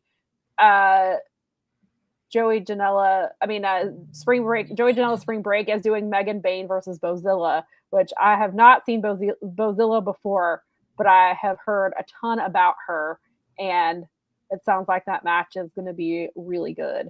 And so I am looking forward to that, and I hope that Tony doesn't pull her off that card because I need her to be. I need to see that match. I need to know. Transferring Heat said that he would wake up at 9:30 to watch Stephanie Vaquer. She's my favorite. Understandable. Completely understandable. She's great. Brad says, yes, they are doing TJPW and then TJPW and DDT versus GCW. I thought so because that's usually something they do every year. So looks like they were getting some good matches and good announcements for that. That's going to be a fun weekend. I love that it's like not for Mania anymore. For some of us, it's just and then I do get. I know you have to cover it, so I'm just saying the WWE involvement in some of these shows. I understand why that's also not appealing. I get it too, but I am looking forward to most of those shows. There's some really good matches, and I think something really crazy just got announced for. I think it was for the memorial show that WrestleCon does, and I just blanked on what it was, but it sounded like it was going to be a really good match, and I can't remember now what it was. There's going to be some good as we stuff get closer. there. We'll probably do a mini preview. Anyway. Yeah, for sure. And now we do have, as we mentioned last week, now we know that Supercard of Honor is not. And Jim actually mentioned that he wanted to come back around, so maybe we'll have to get his butt on here too during the season. Okay. He was like, "I need to come visit you guys again." I was like, "That would be fun." Yeah, why would I? Yeah. Yeah, no, we don't want No, we don't have time for you. What are you talking about? Of course. Are you crazy? Bring him on. He can just pop in if he wanted to. Yeah, that would be fun. And then so now we have Supercard will be May 2nd this year. And will not be part of WrestleMania weekend. They will not be going up again. And also they're as I announced, they're doing Thunder Thursday Collision on April 17th. They're doing a live collision because they are not going up against WrestleMania. So they will be doing a Thursday night show. And my first question is, I guess I'll be covering Thunder Thursday Collision, and B, it better not be going up against the Grey's season finale. The finale, and so I went and checked the date. Has not been announced when they're doing the season finale. I was like, better not be during that because I have priorities. I have to watch that. And then also, I hope they advertise it well enough because they kind of struggle when it comes to making sure people know. Well, they have it. I think that's why they announced it. Okay, early. And they announced So hopefully with that, and then hopefully it's not going to go up against a collective or a WrestleMania week show that I want to watch, but it probably will because there's so much wrestling going on that I probably will be on collision coverage while I want to watch something else. But I don't think, so we'll see. But so go ahead and mark your calendars, April 17th. They are going to do Collision will be live on a Thursday. So they're doing Dynamite live that Wednesday. Next night, live Collision because they're not going up against WrestleMania because they're not dumb. So that will be happening. And so I hope that they book a really strong card for that. Hopefully that'll be a lot of fun. Oh, interesting. Transferring Heat was saying that Ethan Page might be on the TNA Unbreakable that Thursday. That's cool. I could see that. Very cool. I always love seeing Ethan Page around. Me too. Nice to see him pop up around the cast. They've been using him pretty often on NXT, like the couple of NXTs that that I had was tuning into to be on the wrap. He was involved. I think both shows. Daza says Mania is something I still get excited about, always delivers for me. Yeah, I'm hoping. I think the matches will be fine. We'll get something out of it. I mean. Oh, okay. Transferring Heat says that he was on the TNA tapings this weekend. Cool. Spoiler alert. After the fact, I forgot to put up the graphic. No, listen, we've done that before. We've out here spoiled stuff, but we have a spoiler alert graphic, and sometimes we forget to put it up. So it's all right. Well, good. I'm glad to see that he's at the TNA tapings and. Yeah, that's awesome. Good for him. Because I always enjoy him. So. Me too. Yeah. Yes, and have we somehow got to? I think we somehow have gotten to everything. I think we did. It's been a really long time since we've gotten into like a 2-hour show. That's very rare for us. Yeah, weird. What's happening? The world is getting crazier by the minute. But next week we will be here for your Dynasty pre-show. And those generally that's next week. This next Sunday already. We'll be here at 1:00 Eastern to get you prepped for Dynasty and all the things. And I'm sure we'll have the Owen Cup bracket by then. So I'm sure we'll talk about that too, which will definitely take us probably to the 3-hour mark. Oh yeah. So we'll make up for it. The Don't bracket worry. to talk about. But there are a lot to talk about this week. We still got to all the important things, I think, unless there's anything else. I'm would and not do that. I think Nikki said it because she missed most of the discussion. Well, it was good that you got here at the end, Nix. We were happy to see you. We're glad you made it. But yes, it's always good to see your voice in the chat. And thank you to Steven for stopping by. Make sure that you check out Speaking of Strong Styles on Thursdays at 5:30 p.m. Eastern Time. If you want to know anything at all about Speaking of Strong Style, Steven and Jeremy are your guys. They know everything. Speaking of Strong Style is how I make sure and catch up, and also how I at least picked David Finlay to win the cup because of them. I knew. That's what I told him. I was like, I almost listened to it, and then I was like, I'm just going to go in blind and just. Sam rejected it. However, they've done it to me too many times where they've said something, and oh no, I have changed thought my thoughts on things all the time just from listening to them. And I'm like, wait a minute. I'm like, and so this time I'm like, you know what? And I almost went and listened. I'm like, you know what? I'm just going to go in blind. I like it. I played myself, I knew it, even doing I kept playing myself with the matches I picked, and were the matchups I got stuck with in the bracket. And I was like, I knew this was going to happen. I deserved it. Thank you, Fernando. And thanks for everyone checking us out. Everyone in the chat, we always appreciate you guys. We love having your help on things, and we really appreciate your questions and your talking to us during the week and helping us get to our networking event, which is coming up, which we'll keep you informed about as we go along. Absolutely, we will. And Nikki said she's been here for a little bit, but she just didn't announce herself, but she'll do it next time. You have to play like theme music or something. No, just do what the editing director of the Atlantic did. That's just lurk in the group that you shouldn't have been in the first. And then put Nikki Shipman has left the chat. And then and then when you leave, the person who created the group will know about it and still not care. Yes. Thank you for entering the chat. Yes, thank you for entering the chat. But also, I was gonna say, while we're plugging things, for more Dynamite things, go on Wednesdays, usually 20 minutes or so after Dynamite airs, the Dynamite show. You want WWE related things from people who enjoy WWE more than I do. Check out the Wrap with Keela and Scott on Wednesday mornings. They were nice enough to have me on a couple of times to fill in for Scott. So I greatly appreciate that. I got a compliment from Paul Fontaine. That was the most Paul Fontaine compliment ever, which I enjoyed most of it. But that's whoa. Listen, I'm gonna keep bringing that compliment up. I appreciate that compliment. That is like high level praise from a Paul Fontaine situation. That guy doesn't give that. Yes, and I almost forgot to plug in a little bit. They Fight Game Media. That's right.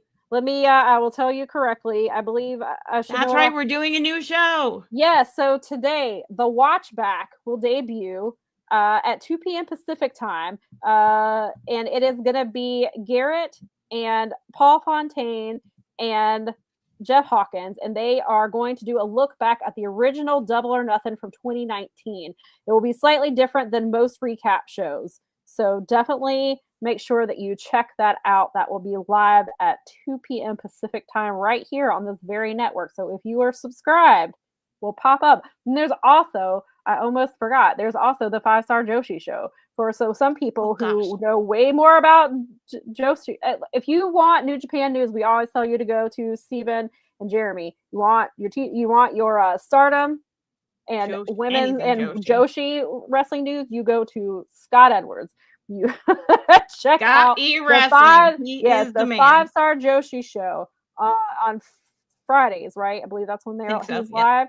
And so you can find those shows. So the shows that are not exclusive to YouTube like ours, you can find on Fight Game Media Network on Spotify, Apple. You can also go to fightgamemedia.com and you can listen to the show right there on the website. And also, I think it links to a couple other things. So fightgamemedia.com has a lot of information for you. And I saw Brad's name. And Paul Fontaine always posts his top 10 matches of the week. If you think I watch a lot of wrestling, that guy watches a lot of wrestling.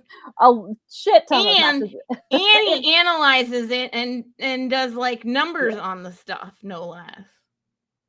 That's you want your wrestling numbers. If you're a numbers nerd, Paul Fontaine is your man. He has I love it because his Google spreadsheet is just open. You can look at it. You can check his numbers. He's like, nope, you can look right there. I'm tracking it. Yeah.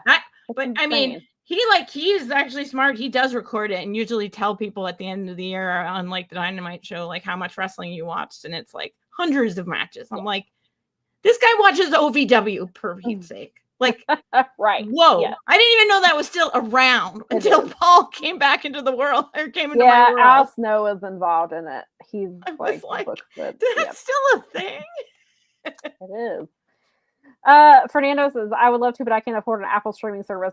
We completely understand, but if you go to fightgamemedia.com, you can list, I believe you can listen right there on the website for free. Like, you don't have to have a streaming service. I think you can play it right there on the website. I want to say, if that is incorrect, I apologize, but I believe you can. I think it's going to be on our channel here.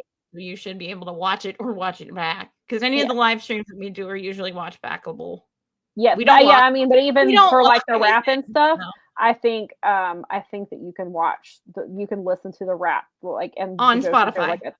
No, right, but I think you can also on fightgamemedia.com. Like, I think you can just press the play button and listen right there on the website without leaving. Is what I mean. I believe. That hopefully, sense. I'm not telling you wrong, Fernando. I apologize in advance if that's not correct, but I believe that it is. Brad says that apparently TNA is debuting a new championship and it's going to have the same name as the title in AEW. Is it called the Intercontinental Championship by chance? Because I sure know it's not TNT and TBS. I mean, it could be, but that was one of the things quickly that gave me a good crack up, was that they made sure last night to make the point that they were going to be the longest running pro wrestling show. They did that last week. They did that last week when they announced Tony Khan announced it first, and then they popped it up during the show. They got this cool little logo called for the spring breakthrough, except for last night. Tony called it spring break. What did he call? He called it something else, and then he realized he said the wrong name, and he corrected himself, and then he couldn't stop laughing at it. And then I can't remember. But yes, they have very much been pointing that out. That is happening. Wait, are those the April 16th and 17th shows that's happening when they're doing the Thunder Thursday? Yeah, collision? They're the ones that are right before. They're the ones in Boston that are the ones that are right before the Detroit ones. So, is that the same week as WrestleMania? Is that because I feel like it's April. I think it's April. Is spring breakthrough? Hang on, let me look real quick because now I need to know. Maybe we are going to go 3 hours. We're not. We're wrapping up. Wait a minute. I need to know. Now I've made Sam. She's like, I can't let this go. We cannot. No, I have to know this. Okay, hold on. Let it go. Okay, let's see here. Yes, according to Wrestling Observer Network, on April 16th, AEW Dynamite Spring Breakthrough will be the 289th episode of the show, and it will set the record for most primetime episodes of any professional wrestling program on Turner Sports. 288 episodes of WCW Nitro aired from 1995 until the promotion ended in 2001, meaning Dynamite will officially surpass the former Monday Night Juggernaut in a total prime episode. Spring Breakthrough will take place from the MGM Music Hall at Fenway in Boston. Mm-hmm. And then they are doing Collision Live the next day. So they are doing their spring break the spring breakthrough shows are live that same week. So when I'm doing Thunder Thursday Collision, it will be night 2 of spring breakthrough. Holy crap. Wow. Love that for them. Thanks, Tony. Like we needed one more wrestling show for that weekend. Well, that's the Collision that it's because it's not. I know. It's And yes, I believe Brad did say I lost the comment, but yes, they are doing an international title. Guess I'm not surprised. And then Daza says that Fontaine, Hawkins, and Gigi a severe lack of hair on that show. You said it, not us. Said that, not us. You said it, not us. I'm just reading what's on my screen. Just like Ron Burgundy. I'm just reading what's on my screen. Donna says, I may not be on a wrestling podcast, but I have a lovely head of hair, far more than any Fight Game Media guy. I love you, Jazza. You just and they would all in the chat because Steven might have something to say about he's hilarious. The hilariousness of this all is that he's totally giving out to his pals, and it's funny. All right. Well, I mean, on that note, I don't think we can follow it up with anything else. Daza. Paul Fontaine is jealous of my ROH DVD.